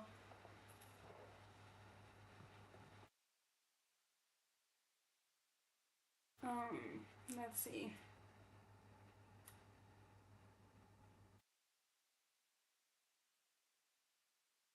This quest line. Wait.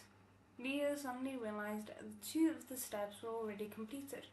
Postpartum care step 1 Incubates and hatch the eggs. Complete. Reward awaiting collection. Postpartum care step 2. Feed the young fish. Complete. Reward awaiting collection. He thought about it for a moment, and these 2 steps happened while he and Prince Jing were just learning how to take care of the baby fish. At the time, the main quest was still under determination and nothing had happened. After getting married, the user and Tyrant can no longer be separated. The system explained, "You have now reached the requirement for the next quest line, postpartum care. This quest line is different from others. It will mainly be the Tyrants who will be completing these quests, and the first 2 steps were in progress. Although the quest line hadn't begun yet, it still had a great effect on the fish babies. Now the system has completed its determination." Leah understood. Postpartum care was mainly Prince Jing's responsibility. All he had to do was lay there. It wasn't his fault. He and the babies were the ones who needed care. As expected of the protagonist, though, Prince Jing had managed to complete 2 quests in one go. I don't know what about that sentiment of like, it's okay to need to be cared for after birth, like giving birth. I like so much because it should be obvious, but I feel like it's not as obvious as it should be.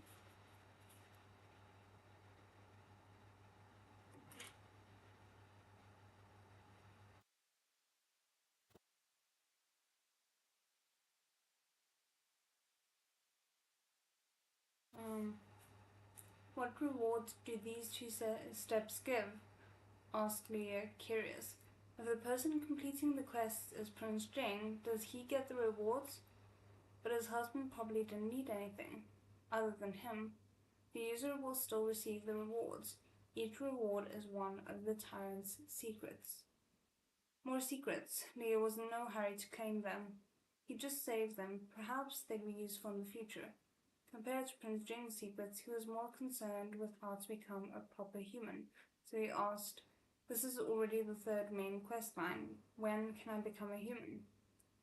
A notification immediately popped up. The 3rd quest in the postpartum care quest line is the time limit quest. Protect the pet fish. The reward involves returning to human form. Do you want to start the quest? I mean, theoretically, yes, but that sounds vaguely threatening to Leah's life. I don't know. Leah was delighted. Every other time he asked about this, he'd never gotten an answer. This time, the answer came immediately. He could see the light at the end of the tunnel. "What kind of quest is it exactly?" he asked. Protect the pet fish was way too general. Since this relates to whether the user could return to human form permanently, the system explained in detail for once. The time limit is 3 days. After accepting the quest, the user will turn into a merman or man-mer. You can't be serious. And be unable to move freely.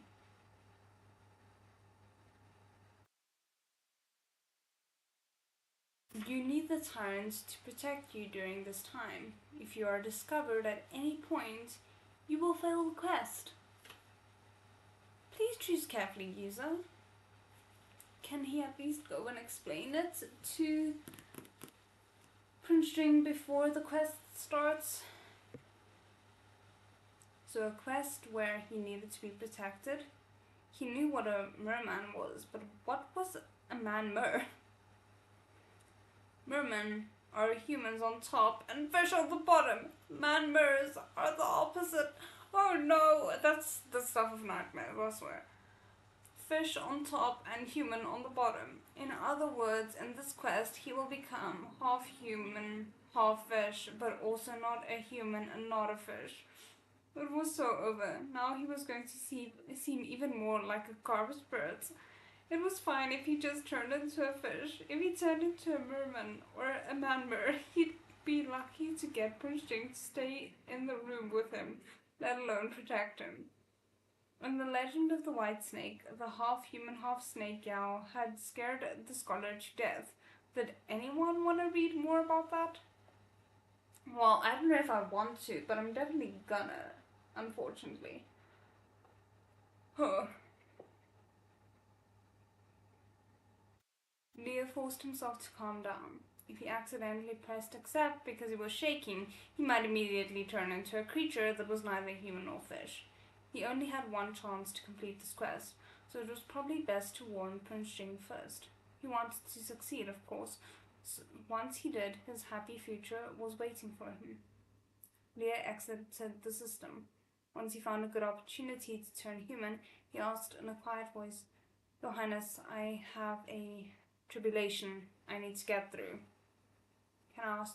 Can you help me? Oh, goodness. Oh, the man mirror. Oh no. Um, yeah, we have the next chapter waiting for us, but I'm gonna need more tea before we tackle that. I might not have brought enough tea for this.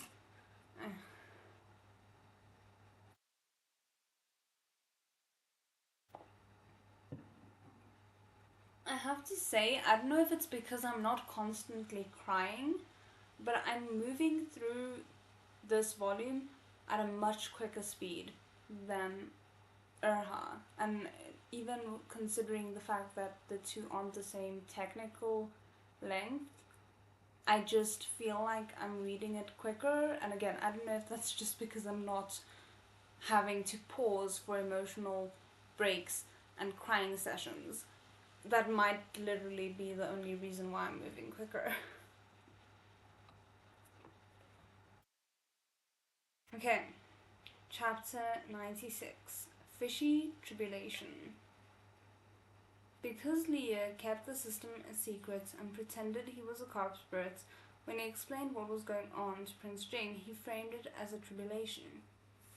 Essentially, he had to pick a time and go through this tribulation, lasting around 3 days. He'd be in a half human, half fish state and needed Prince Jing's protection and care. Prince Jing listened quietly, holding his hand tightly as Leah recounted the task quickly. Occasionally, Prince Jing's brow would furrow in thought, but he never let go of his hand. I don't have to go through it immediately, he said, not wanting to put too much pressure on Prince Jing. We can take it slow and choose somewhere no one will disturb me, but when the time comes, I'll look really weird and I won't be able to move. Please prepare lots of fresh water and food for me, and don't let anyone see me, that's all. Although the task was protect the pet fish, he'd be turning into something that wasn't quite human or fish. He definitely would be staying inside so he wouldn't put himself in danger. That way the quest would be a little easier too. Prince Jing, however, gave it a lot more consideration than him. Picking up a brush and paper, he wrote, Wait for me for a few days. I'll ensure your safety. Yeah, I don't think the system is gonna allow things to go as smoothly as Leah wants. And there was something that was kind of concerning me about this a little. What was it?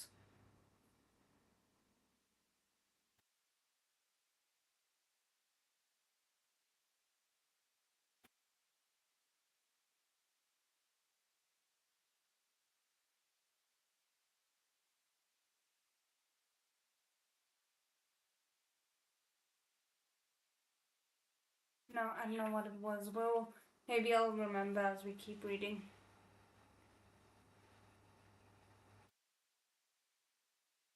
Leo read the words over and over again, his chest feeling warm. Johannes, don't you want to ask what I will turn into? Prince Jing held his hand and smiled. He wrote, No matter what you look like, you are you. Oh, that's what it was. I was kind of concerned because now he has to take off from being a parent for 3 days in order to take care of the year, and I don't know, with the kids being the way they are at the moment, if that's gonna go well.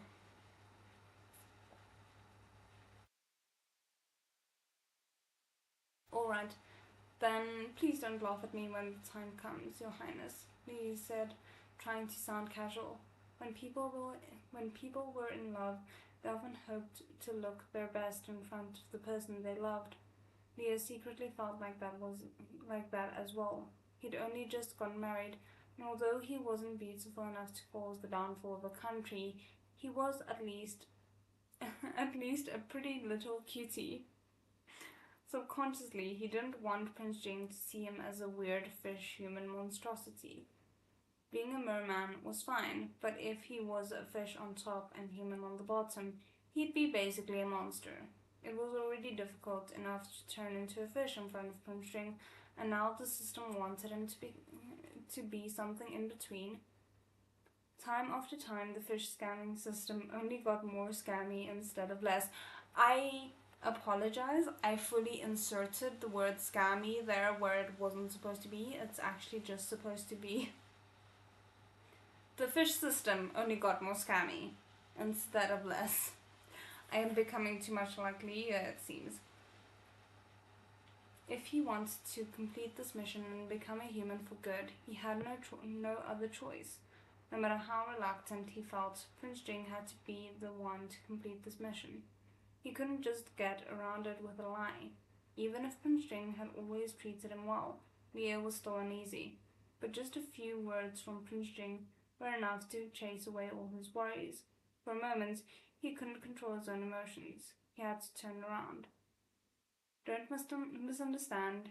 He only cried when he was sad. Right now, he was just so moved that his throat felt a little uncomfortable. Thinking of all the ways Prince Jing took care of him, Leo thought he should trust him. Perhaps a merman and a man-mer would be very scary. Perhaps Prince Jing would be shocked, but he would never let him down. I love seeing this level of trust. It's really a weakness for me. Prince Jing interpreted Leah's emotional turmoil, thinking he was worried that his tribulation wouldn't go well. He wrote more, "Don't worry, I won't make you wait long." Leah's lips curved up, and he nodded forcefully. Ever since he got together with Prince Jing and they got married, he'd always felt very safe. Now that they'd talked about it, Prince Jing knew Leah had to go through a tribulation, so he made a lot of preparations. The Emperor often mentioned the babies in his letters these days. Although it was just a sentence here or there, Prince Jing suspected his family of 6 wouldn't be stuck at the western border for much longer. But the babies were still young. Even if the Emperor wanted to see them, Prince Jing didn't want them to suffer through traveling. He would at least try to delay until they stopped breastfeeding. Although Shahir said he wasn't in a rush to go through his tribulation and that they could take their time, he thought it was best if they did it sooner rather than later. It would be better to do it while they were still on the western border, because here he was in charge. He could even make up excuses for Leah getting pregnant and giving birth. If they returned to the capital, there would be many restrictions, and he was worried Shahir's identity would be revealed. Very fair concerns, honestly. As he saw it, these few days right after the wedding were the best time. He'd take care of most of his work in advance, and no one would disturb him while he was on his break. But if he and Shahir went to deal with this tribulation, they would have to leave the kids to Wang Xi. Luckily, Ye Jingyan hadn't left yet, so they could at least conscript him to help. Tell him it's practice for when his little one gets into the world.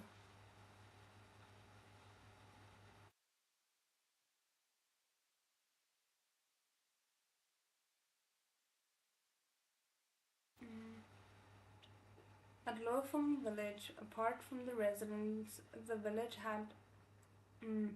Sorry. At Lofeng village, apart from the residents, the village head had prepared for Prince Jing.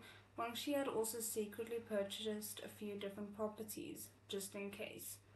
Prince Jing picked one that was not far from his regular residence. It was connected by a secret tunnel, making it perfect for the situation. If anything were to happen, he could return quickly. With the location chosen, Prince Jing told Leah his plans. Leah was shocked at how fastidious Prince Jing was.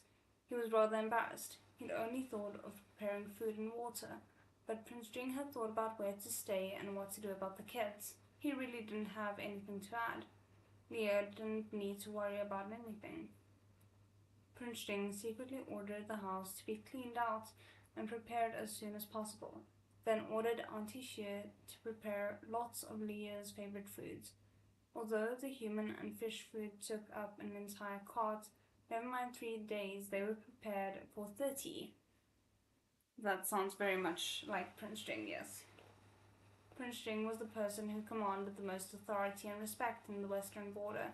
He didn't need to let anyone know where he was taking his consorts, but he still had to give everyone other than Wang Shi and Ye Qingyan an explanation. His first thought was to pretend to go hunting, but he rarely hunted even when he was at the capital, so this excuse was a little bit flimsy. Leah wanted to help. He suddenly had an idea. A honeymoon excuse. Your Highness, where I'm from, after they get married, people usually have a honeymoon, which is when the newlyweds go on a trip to have fun and relax. Leah thought he'd lost a great opportunity.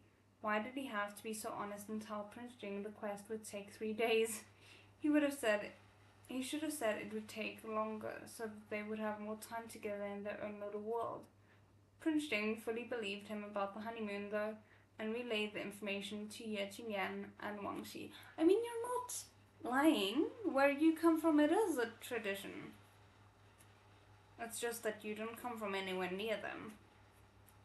When Wang Gongong found out His Highness and the consort were going somewhere alone, he couldn't be happier. There were already 4 young masters. Perhaps this time they could return with a few new young ladies. Wang Shi, calm down. We cannot have 8 children running around at the same time. It's too much.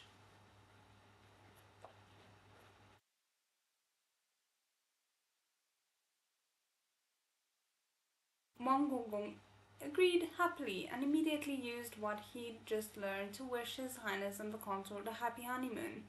Ye Qingyan was not so happy. Ye Shize, who'd just been recruited to work, said with a fierce expression, "Why do I have to take care of your children for you while you go on your honeymoon?" Prince Jing glanced at Wang Shi and Wang Shi laughed. "Shize, His Highness says letting you take care of them is a way of showing you respect." I mean, with Prince Jing it kinda is. "Nonsense," Ye Qingyan said. "I came to drink your marriage wine. I'm a guest. How can you make a guest work for you? Either way, you have to let me come along during the honeymoon." "That's not how that works, sir." Prince Jing glared at him judgmentally. Xiaoye had said honeymoons were for couples. Those who wanted to interrupt a couple's honeymoon were what Xiaoye had called wheels. Oh goodness. It didn't matter whether or not Ye Qingyan agreed. When the time came, Prince Jing left with Leah and the 4 kids were handed to Ye Qingyan. These kids better love Ye Qingyan. He deserves some appreciation. I know that Prince Jing appreciates him in his own way, but I do love him. I don't want him to keep being alienated in this way. The fish babies couldn't speak or move right now, but they could listen. Through various conversations, they'd figured out that their dads were leaving and were handing them over to Wang Gongong and Ye Shushu. The fish babies were very familiar with Wang Gongong. When Wang Gongong was looking after them, all of them were very well behaved. But this was the first time they were meeting Ye Shushu. The babies were never very polite when it came to strangers. Ye Qingyan was about to become a dad himself. Just because Prince Jing was rude didn't mean Ye Shize couldn't take good care of the kids. But he'd only just met these 3 chubby babies who all looked a lot like a young Prince Jing, so it took a long time before he finally managed to differentiate Dabao, Erbao, and Sanbao. Out of the three, Erbal and Sunbal started crying as soon as they saw him, giving him a headache. Dabal's expression remained serious. Yetingen had been beaten up by little chubs when he was young. For a moment he thought he was looking at the real deal, and felt a little fear in his heart. He touched his nose, feeling like he was thinking too much. Then his eyes met the judgmental gaze of this child. What's going on? I want to beat him up. It's a child. Yetingen, I was just giving you too much credit 2 seconds ago. Wangxi wants all the little nieces and nephews. This man be third wheeling. I mean, he's trying. He's failing, but he's trying very hard. But Yoshizu was an adult. He couldn't harm a defenseless baby who didn't know anything, so nothing ended up happening. Thank freaking goodness. Yejingen picked up Erbao and Sanbao, then stuffed Dabao into his arms as well, his movements clumsy. He took this opportunity to practice. Soon his own child would be born, after all. Yejingen touched the three children's heads and couldn't help but smile. Oh, there was also Sabao, who looked a lot like Liu and didn't seem as mischievous as the other three. He was always smiling brightly. Sabao, call me Shushu. Ye Jingyan got excited, pinching Sabao on one tender cheek. What a classic example of bullying the weak. Sabao remained smiling, then suddenly bit Yeshiza's hand. Although he had no teeth, his gums left 2 red marks behind. Yeshiza howled like a banshee. Damn it. Leah and Prinching soon arrived at the secret residence. Prinching wasted no time sending everyone off, leaving only the 2 of them. They had brought plenty of food, and Prinching had ordered someone to dig a pond in the garden. It was filled with clear water, and they had brought the fish tank along as well. Your Highness, Leah announced, I am going to start. Prinching grabbed him and pulled out a silk pouch, handing it to Leah. What's this? Leah asked. Prinching was always finding new gifts to give him. Prinching gestured for him to open it, so Leah did. Inside lay an old protective charm and note. The note described where the protective charm came from. This was the protective charm Empress Xiaohui had gotten for Prince Jing before he was born. This was technically something she passed down to him, so Prince Jing had kept it safe ever since and had never worn it. The night before he came to the western border, he made sure to ask someone to bring the charm to Laoran for him to bless. It had all been for this moment. Tribulations for Yao were usually very dangerous. Prince Jing firmly believed this protective charm would keep the years safe. My heart is melting. Okay. Your Highness, thank you. Leo sniffled and hung the charm around his neck. His emotions were complicated. He knew very well that he wasn't going through any tribulations, and this charm was just a piece of paper. Even if anything did happen, the charm would be completely useless. But now all of Prince Jing's trust and sincerity would be concentrated into this charm, all because of a white lie he had told. He knew he had no other choice, but he still felt regretful at this moment. It was time to start. Prince Jing nodded at him slightly. Leo made his last request. Your Highness, can you turn around? He didn't know what he was going to look like. He had to give both Prince Jing and himself a bit of a buffer. Prince Jing was always very understanding when it came to him, and he immediately turned around and asked. Lear gritted his teeth and quickly entered the system. When the system asked him if he'd like to start the quest, he chose yes without hesitation. Something abruptly occurred to him. The system said he would appear as merman and manmer one after another. Which would be first? Well, I know the answer because we have an illustration, so let me quickly show that to you before we take a break, because my voice is going a little bit, so let's just take the break now. But first, we have this lovely illustration, which tells you that he is indeed a man-mer first and not a merman. Oh, goodness.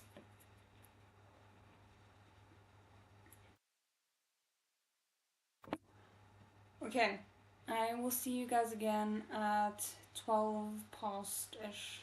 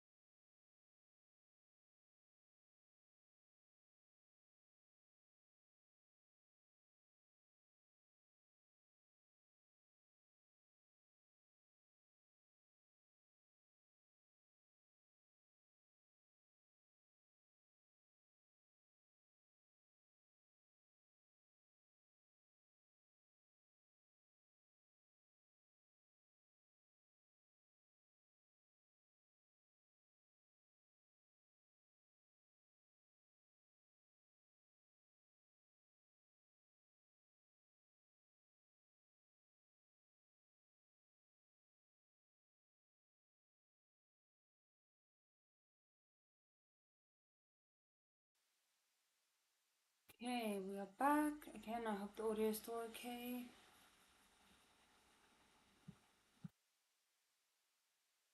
Okay, last stretch for the day.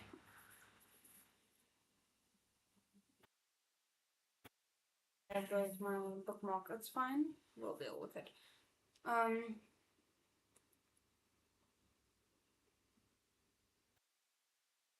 When Leah came to again, he felt surrounded by coldness. His face felt a little itchy, and when he looked down, his feet and legs were all accounted for. Leah thought he hadn't changed yet, but when he opened his mouth, he found he couldn't speak. When he took another look, he realized his hands had turned into fins. That was when he realized the quest had already started. It was different from his fish form. His fish form was a whole fish and much smaller than a human, but right now his legs and feet were still human, meaning he hadn't changed in size, but his hands. He was a man-mer. The bottom half was human and the top half was. Leo immediately tried to cover his face, but his fins were too short. Soon he could no longer breathe, even though he was half human and half fish. The fish half was still needed water. Leo didn't even dare look at himself, let alone tell Prince String to turn around. He quickly used his foot to hook over a piece of cloth that he prepared beforehand and tried to cover up his top half. With the cloth draped over his fish head, Leo ran into the garden and threw himself into the water. Even if he had faith in Prince String, he still didn't want. Sob. He didn't dare look at himself, so he wanted Prince String to see him even less. Poor thing. Let's get a pillow though. I mean, to be fair, I would be very distressed as well. Prince String heard a splash and Leo was already in the water. What happened? Prince String stood by the pond for a while, not sure what had happened to Leo. The pond here wasn't as deep as the one in Prince String's manor. On the shore, Prince String could vaguely make out Leo's form. He realized Shaya didn't seem to have fully transformed. Considering Leo had suffered a cold the last time he hid at the bottom of the pool and refused to come out, Prince String was worried he would catch one this time as well. Soon he decided to get in the water too. Oh crap. Oh no. Just as he was about to take off his inner robe, the water rippled, and the person in the water came to the surface. Shayi? Prince String was very worried. Leo was standing in the water silently, his upper half completely wrapped in the cloth. There were 2 holes in the cloth. Leo looked at Prince String out of them. Sob. Your Highness, don't come closer. Neither of them could speak. Leo watched Prince String nervously. As soon as the prince took a step forward, he would take one back. After a few repeats of this, Prince String could tell he was avoiding him. Prince String thought for a moment, then reached out to pull Leo out of the water. Leo was about to reach back for him out of habit, but his fin had only peeked out a little when he remembered he couldn't reach and immediately shrank back. Prince String had good eyesight, and he already spotted the hidden fin. He was stunned at first, but after a moment he figured out why Shaya had covered his face and upper body. It was a little surprising. Prince String coughed lightly. How was he going to comfort Shaya if he wouldn't let him get close? Looking around, Prince String spotted a bamboo stick. Leo noticed as well. He and Prince String had to communicate somehow. Perhaps they could use this bamboo stick to pass along messages. I mean, you have a fin. I don't know how that's gonna work. Leo waited for him eagerly, but then, as he watched, Prince String cut off half his sleeve, tied it to the bamboo stick, and slowly brought the stick closer to him. The sleeve on the bamboo stick lightly caressed the top of his head. This movement, Leo froze. It was like Prince String was gently touching his head the same way he'd done countless times before. We love a man who respects his partner's boundaries. Just visually imagining a full-grown man facing a man mirror is so funny. It's quite something. Chapter 97. Merman play. Okay, maybe we will be released from the stress for Shoya soon. You bastard, do you think you're fishing? Leah giggled at the method of Prince Jing had chosen to pat him. He paused, then used his fence to grab the corner of the sleeve on the bamboo pole. Prince Jing tried to pull the bamboo pole back, and Leah moved with it to stop in front of him. Prince Jing wasn't fishing, but Leah was hooked. That was a terrible pun, but I will give it to him because it was also kind of great at the same time.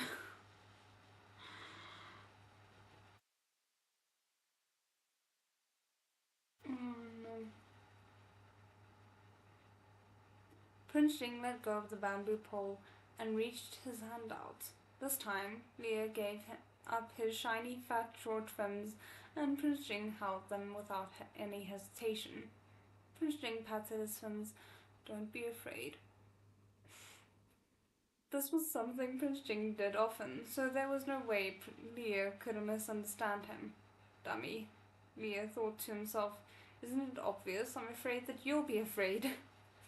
He stopped hiding and leapt into Prince Jing's arms, the cloth still covering his head. In man, this is gonna take a while to get used to saying it feels wrong. In man-mer form, it was easy for his upper body to get dehydrated, but his legs and feet were still very agile. Prince Jing was afraid that he wouldn't be able to breathe, so he stayed with Leah in the water.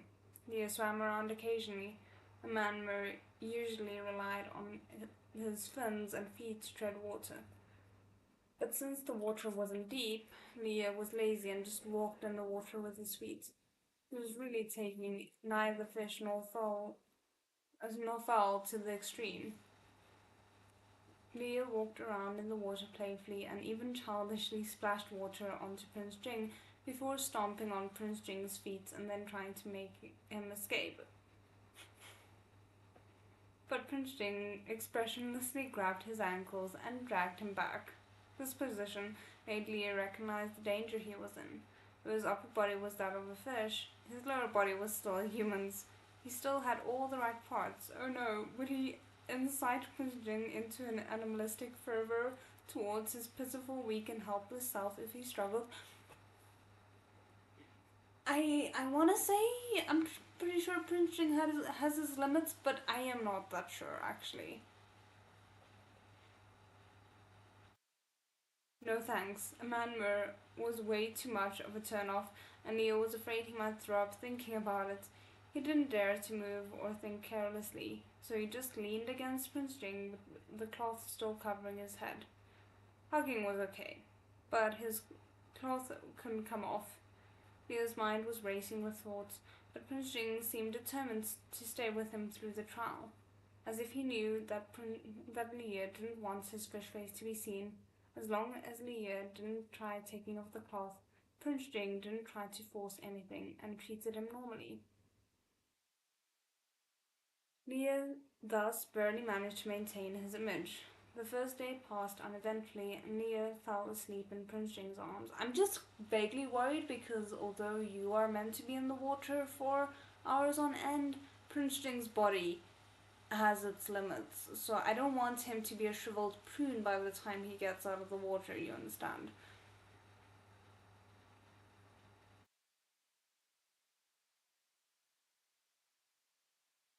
When he woke up, he realized he was still covered with the cloth and that it was the next day. The first thing he did was look down at his hands.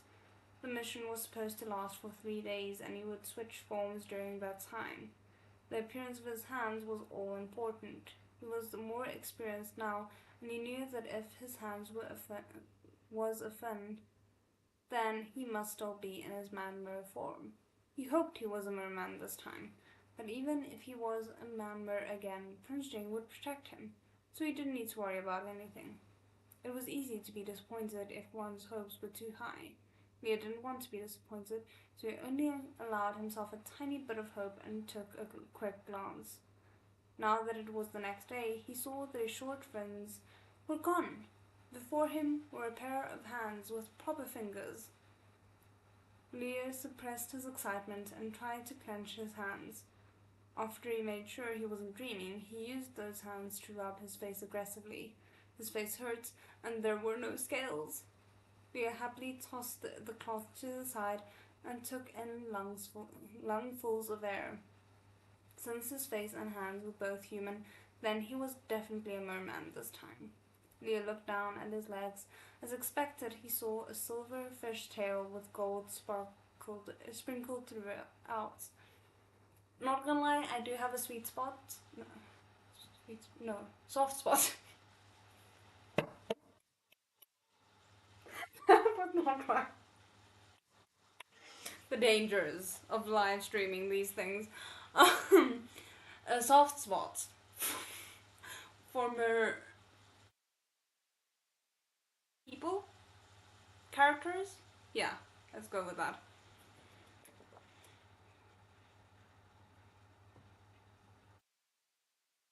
Mm.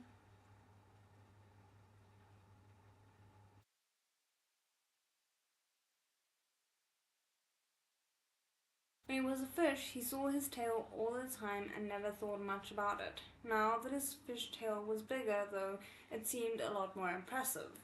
It was almost as long as his legs, and the silver scales started about 3 inches below his navel. The fish tail replaced the legs of his human body, making for a very fetching appearance. The merman form he was in now was more like the merman he imagined at first, and thankfully not as dugong. He had transformed from food carp into koi carp and then into a merman. This really was quite. He wanted to cry when he saw he was a man-mer, but now, as a merman, he wanted to laugh loudly.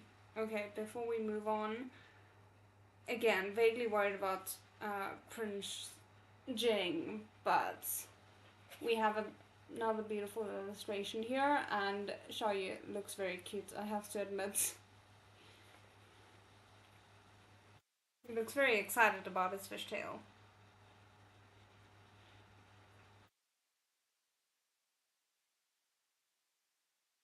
Humans were truly irrational creatures.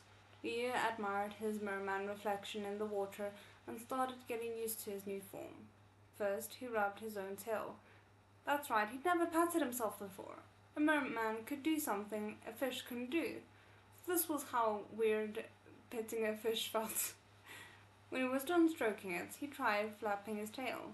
His silver tail drew a pretty arc in the water, and even Liu himself was amazed. He wanted to try something out with his merman tail, so he wriggled up onto the shore.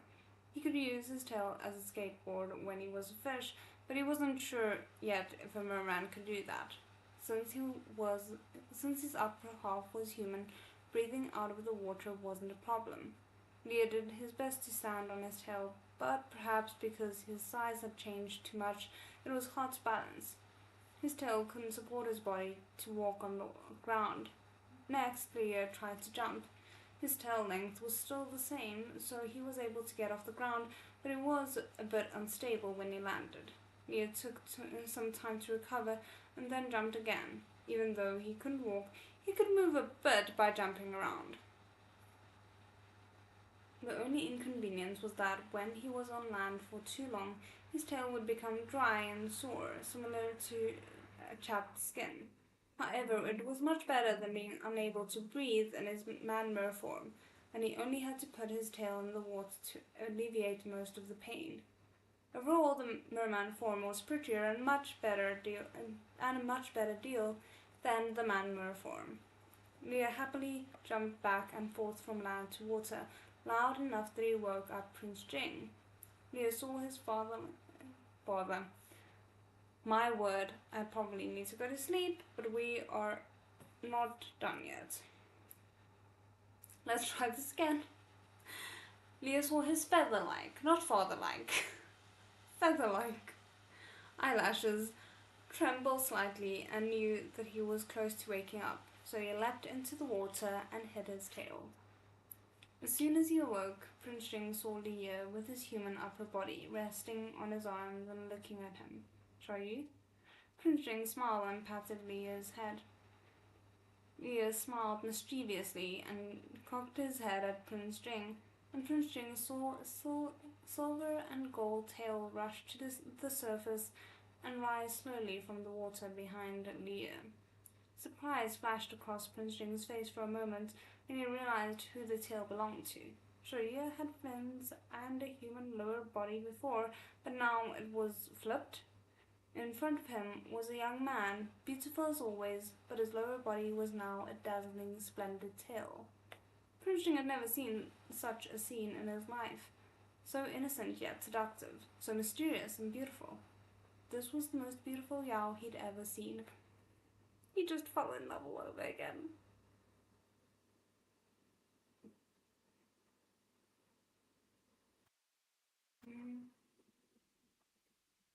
Leah had been waiting the entire time for Prince Jing to find out how beautiful mermen were.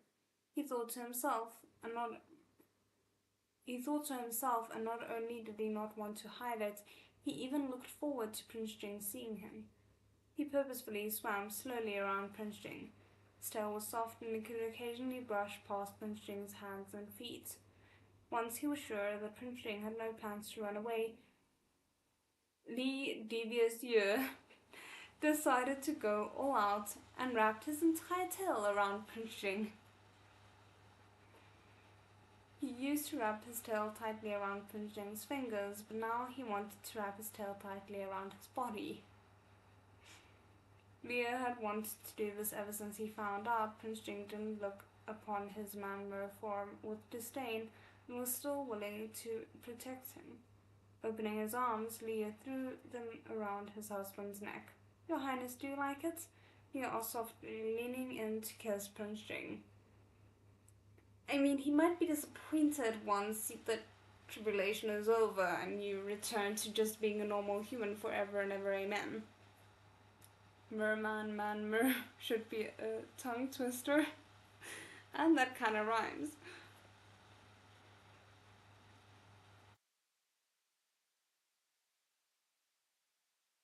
Leah's scent was everywhere, in Prince Jing's arms and on his upper lip. He couldn't stand the teasing and could barely control himself. You know, I know what fish smell like, and I have to say it is not something I would categorize as pleasant, but sure.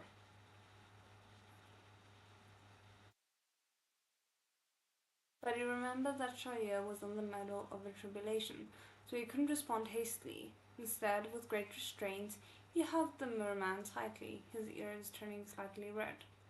He had petted the tail that was encircling him countless times before. To distract himself, Prince Jing tried to pet the tail again. The tip of the tail shivered violently, and to his own surprise, Leah let out an ah. The tail was actually very sensitive.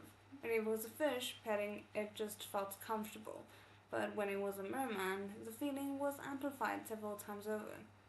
Leah could hear the indecency in his own voice. It wasn't a noise of surprise, it was practically a moan. Okay, that's a thing now.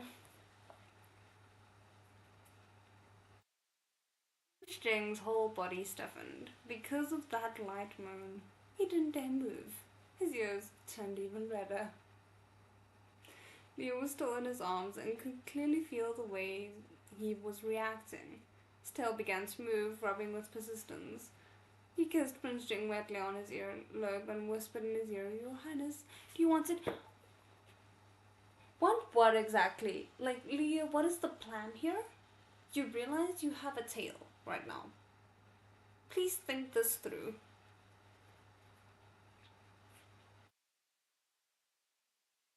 This was probably the only time he'd get to be a merman. It would be a waste if they just stared at each other. Sure, he was probably the first fish to want it while completing a mission, but since the system didn't do anything to stop him, it was probably fine. You know what? I'm not gonna say it. We're just gonna keep reading. Prince Jing's throat bobbed. His Staring into the darkness, staring into the dark, wet eyes of the person in his arms, who could resist such a sight? But he was still undergoing a tribulation. Leah was afraid that Prince Jing wouldn't be able to come to terms with it, and they'd waste the excellent opportunity, so he wheedled. Your Highness, it's all right. This is all part of my tribulation. Prince Jing paused. This was part of it? Yes, Leah smiled naughtily. It's a love tribulation, so a corpse spirit has to absorb essence. I just feel like it's gonna backfire. Prince Jing came back to his senses and held the restless fish. He picked an open spot next to the pond, took off his robes and laid them out onto the ground. Leah lay down with his tail just close enough to trail into the water so he'd be comfortable no matter how he moved. Your Highness, let me tell you. Leah lay next to Prince Jing's ear, smiling and talking. A fish's structure was different from a human's, but Leah hadn't looked into it much beyond the obvious. Fortunately, Prince Jing was on board to help research the matter, and a whole new world awaited them. Leah's tail was so excited that it started slapping the water loudly. They finally found the right location and did everything they wanted. Okay. That's a thing. That's a thing, apparently. I don't want to think about it. We're just gonna cruise right past. After the fun, Leah fell asleep. Prince Jing put on a random undershirt, carried him back inside, and wiped off all the gravel on his tail. Leah hummed quietly as he was wrapped in a quilt, his eyebrows slightly knit together. Prince Jing examined his scales closely and found that they were a little dry. He remembered that Leah's tail was very lively earlier when it was in the water, so perhaps his scales were somewhat dehydrated now. Thus, Prince Jing used a wet cloth to continuously wipe his tail. Leah's brows relaxed and he finally slept soundly. But before the day was over, as night approached, the sudden noise of drums and a crowd could be heard outside. What? What do you mean?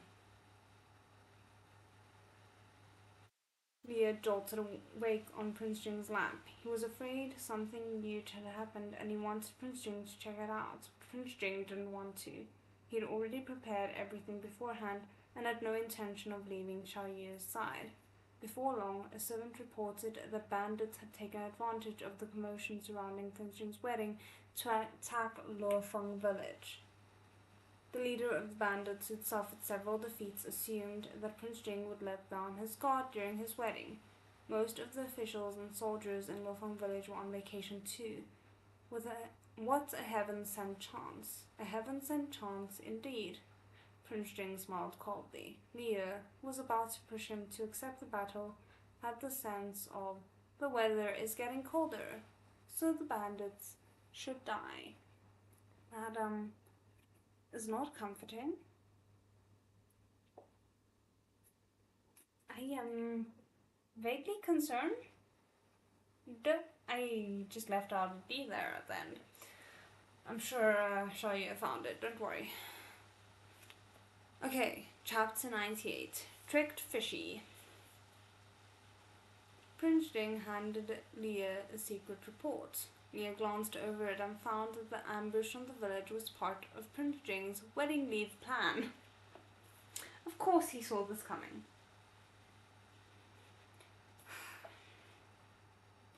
The bandits wanted to attack during Prince Jing's wedding when his guard was down, but Prince Jing had already anticipated this. Luofeng village's advantage lay in its secret passages. Prince Jing had been there for nearly a year and had been training the local guards to be proficient at using those passages during battle. Prince Jing had given everyone in the village a vacation because of his wedding, making it seem as if everyone's guard was down. In reality, the security in Luofeng village was relaxed on the outside but alert on the inside. Word had spread that the citizens were gone to visit friends and family, so if the bandits were really thinking about making a move right now, they'd make themselves an easy target. Fair enough. Prince Jing knew that he wouldn't be able to stay on the western border for long, so he wanted to get rid of the bandits as soon as possible so that the danger would be fully eliminated. Liu was mostly relieved when he saw all the detail on the secret report. As long as Prince Jing was prepared, then a dilettante, I'm not sure how to pronounce it, like himself had nothing to worry about. Come to think of it, Prince Jing had made so many preparations to aid him in his tribulation that there was no way he would have been so negligent as to ignore something as important as defense. Prince Jing comforted him and handed him a note, telling him to be patient and wait for results within 4 hours. Liu nodded. It was almost the last day of his mission too, so he hoped that the bandits could be caught as soon as possible and nothing unexpected would happen. Why does that feel like a jinx? Outside, a fight was about to start, so he couldn't fall asleep even if he wanted to. Prince Jing hugged him, and Liu leaned against Prince Jing's shoulder. The two of them listened to what was happening outside. After some time had passed, the sound of children crying could be heard, as if several children were crying at once. Oh, goodness. Liu's hands shook and his heart skipped a beat. He thought the crying sounded like Dabao. He and Prince Jing were in a secret residence to complete the mission, but the children had been left in the manor and weren't with them. Earlier, he'd only been thinking about the village's defenses, not his own children, but if the fight were to really break out, would they be in danger? Wang Gongong and Ye Qingyan were keeping guard at the residence, but would they be as weary of the bandits as Prince Jing was? What if the bandits broke through the defenses and rushed into the manor during the battle? Liu didn't dare keep going down this line of thought. Prince Jing only needed to glance to know that Liu was seriously worried, so he held his hands tightly and gave him a determined look. We're baiting the enemy. Don't fall for it. Wang Shi had been with Prince Jing for many years, and Ye Qingyan was Prince Jing's cousin. They were both trustworthy. In the very unlikely event that the bandits actually broke into the residence, there were numerous royal guards who were willing to risk their lives to protect the 4 children. Even without them, Ye Qingyan was a skilled martial artist, and Wang Shi was meticulous and careful. They were more than enough to protect the children. You would best believe Wang Shi would not let anything happen to those children on pain of death. Like, I trust Wang Shi.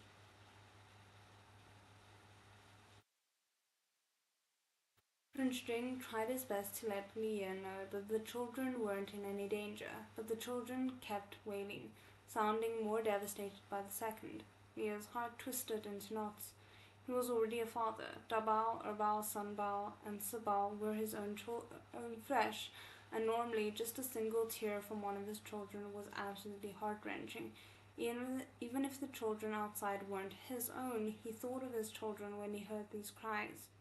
Liu held Prince Jing's hand and begged softly, "Your Highness." Prince Jing knew what he wanted. It wasn't unusual for Xiao Yu to lose his composure out of concern for the children, so the easiest way for him to calm down would be to send someone outside to see what was going on and tell them what was happening. I'm still worried.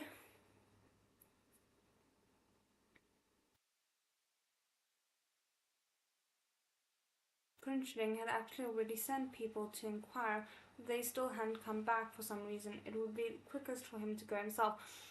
No, you can't leave your husband in tribulation. This is not. No. There wasn't anything wrong with that. Prince Jing was confident in his own skills, even if he encountered bandits, but he was worried that Xiao Yu's tribulation would be affected. There was still one day to go. He heard that the biggest obstacles usually came during the final day. Thank you for paying attention when you were reading the novels. Your Highness, I promise I'll stay right here and wait for you to come back. Liu pleaded. Take a look for me, please. If it weren't for the fact that he was half human and half fish, he probably would have gone already himself. Prince Jing couldn't resist him and didn't want him to be disappointed. Surely it should be safe as long as the fish stayed in the residence. That's what they always say. And the next thing you know, you're on your back, dead. On the other hand, he was afraid that Leo wouldn't be able to concentrate and overcome his tribulation if he were afraid and on edge.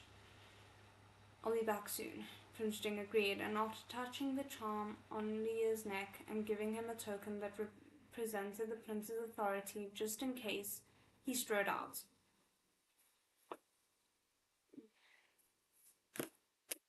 I thought part of the deal was that no one was supposed to see him. So even if he has the token, the fact that people are going to see him when he has to use that token is an immediate fail of the quest. For sure, won't she would turn into a grizzly bear for those kids? 100%.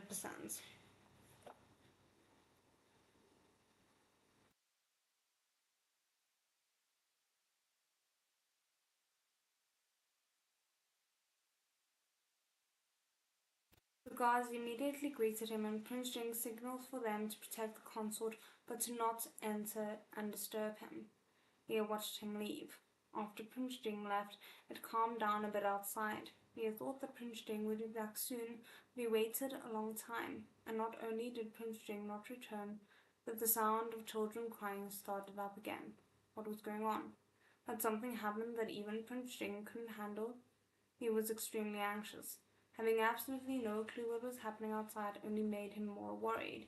He was also worried for Prince Jing. He should have insisted on going outside with him. You're a fish, sir. A half fish. And you can barely jump like 2 jumps before you are dried out. So no, let's not.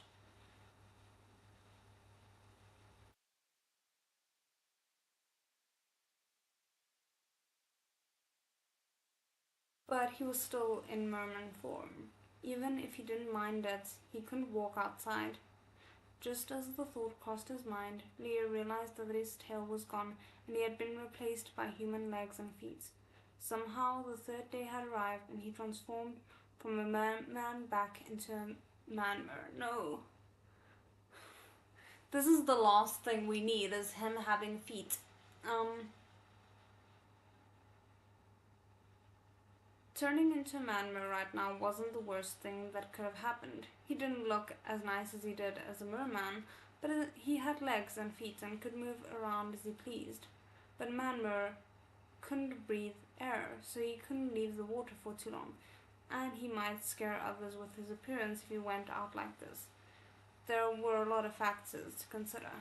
But Prince Jing hadn't returned, so he had no choice but to look for information on his own. Sir, I need you to just trust your husband right now and not do anything reckless.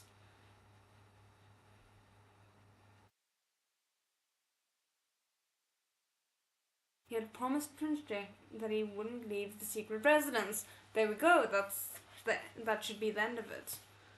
But the situation outside and his husband's safety was more important to him. He wanted to find Prince Jing as soon as possible. His gaze fell on the cloth that he'd thrown to the side. It was a rather large piece of cloth, big enough to cover his upper body and fins. Plus, if he needed water, he still had his inventory and could bring some with him. Leo rummaged through the room and found a fish tank, put it in his inventory, and filled both the fish tank and his inventory with clear water.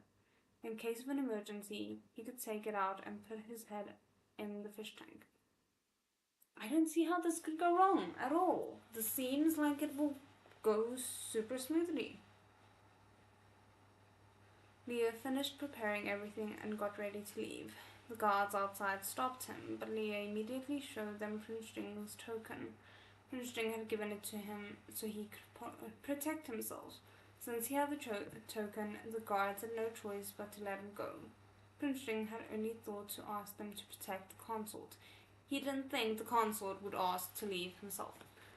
He really should have, because this manfish has no chill.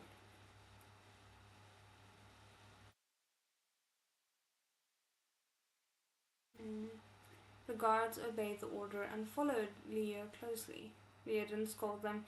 He was the one who insisted on leaving and broke his promise, but he should be safe with the guards watching over him.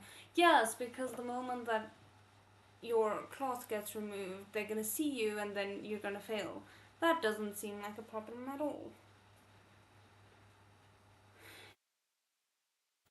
He saw a good number of people on the outing.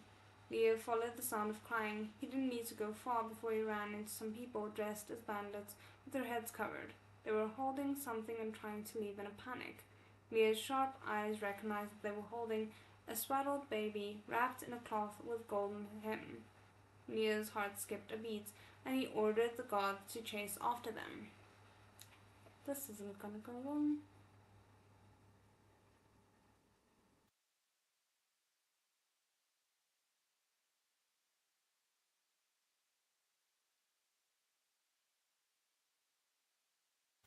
There weren't many bandits, and the guards were extremely skilled, so it didn't take long for them to capture said bandits.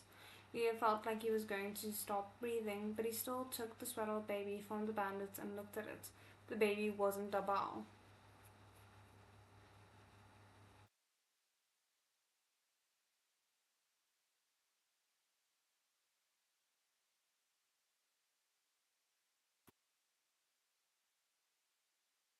Leo was surprised and gave the child to a guard to look after.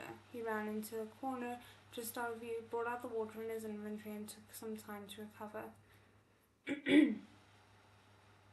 Just as he put away the fish tank and was about to turn around, a smoke bomb landed at his feet, spewing white smoke. Oh no, I was tricked, Leo realized as he fainted.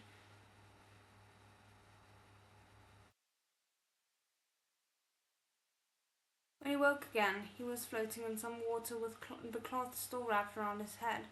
Before he left, Leo was afraid the cloth would fall off and he would scare others with his fish face, so he had purposely tied a strip of sturdy leather several times around his body and found some cloth strips to hide his fins. The large cloth and cloth strip was still there. He remembered that he'd fainted from the white smoke.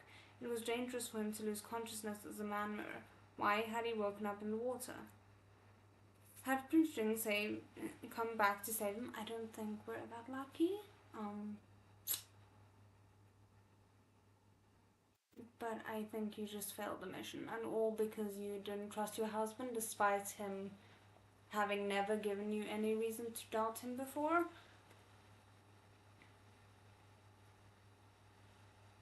There were voices by his ear. Leo quickly realized it wasn't Prince Jing but several other people. From their clothes, there appeared to be a group of bandits. The group was noisy. Leo listened for a while before he figured out what was happening. The bandits had just broken into Luofeng village when they'd been beaten up badly by Prince Jing's ambush. They were going to retreat to their base, but the bandit leader decided to listen to his tactician, who wanted to grab some important hostages from Luofeng village to knock down Prince Jing's confidence. And he fell right into it. The tactician had come to the western border recently and just joined the group of bandits. Somehow he'd managed to get the head of the bandits to obey him, and at a crucial moment, on his instruction, the bandit leader didn't just try to escape, but came back to kidnap people instead. The tactician found babies about a month old and placed them in golden hemmed swaddling clothes. Then he had the bandits make the babies cry. I hope this tactician dies. And made them run around the village to lure people out with their wailing. The bandits didn't really understand why. Why couldn't they just use the children as hostages? Why did they need to lure other people out? That sounds like it's someone from Tian Xiao's camp trying to test to see if Prince Jing actually does have children now. The tactician wouldn't explain, just insisted they should do as they were told. The first time they ran into Prince Jing, he beat the bandits up, and only a couple of them were left. In the end, the bandit leader decided to sacrifice himself and lure Prince Jing away, while the tactician had the rest of the bandits keep trying to lure other people out. But the remaining bandits were confused. When another person came out, they ended up being beaten to a pulp again. The exhausted bandits took the unconscious Leah to a run-down temple. Near the temple there was a shallow river. Leah's leather strip was thick and hard to break, so the bandits hadn't been able to take off the cloth. Because they couldn't see him or identify him, they could only toss him into the river and hope that he would wake up soon so they could interrogate him. That lot of good that will do you when you can't talk. Leah had worked it out now and thought to himself that Prince Jing was right. This was a trap all along, and he'd fallen right into it.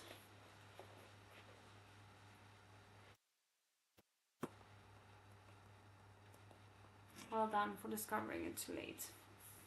I'm sorry, that was the pettiest cap I could muster.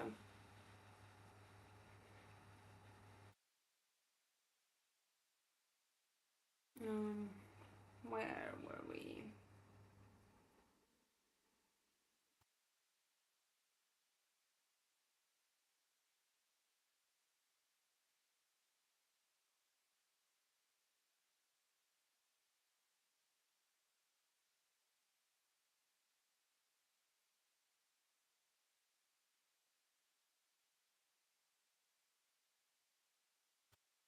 The bandits' strategist held ill intention, and they used swaddled babies, a very particular choice.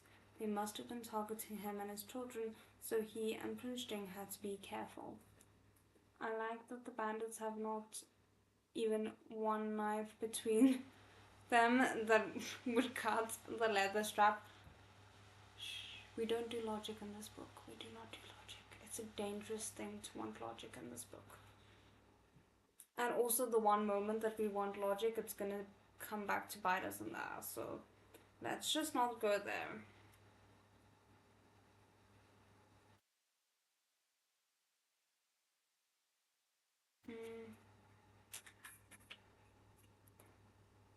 They were separated, though that initially seemed pretty bad. The guards responsible for guarding him should have realized that he was kidnapped by now. The bandits were dressed conspicuously, and Prince Jing could definitely find him soon. He'd messed up again. He hadn't trusted Prince Jing and had made his own rash decisions, but he had heard a baby cry. If he were to do it all over again, he would probably make the same choices. Leo couldn't imagine himself being so reckless in the past, but there was nothing he could do about it. He was worried about his children and couldn't just stand by. A father's instincts. See, I can't be too mad at him, but I still want to be mad at him. Okay. We are 5 minutes early technically, but I am a little bit tired. And also, we are at the end of a chapter. So I feel like this is the best place to stop for us today. Just want to check. We started, I believe, on page 158 today. We ended on page 226, so we had 68 pages, which I don't think is that bad. I think we actually did pretty good. This novel, as I mentioned, is much quicker to read than Urha. For whatever reason, it will remain a mystery, but I am getting through the 60 pages that I kind of aim for during each live stream much quicker than I do with Urha. So I hope you guys enjoyed, and we will be back next Monday for the next session. So, 再见。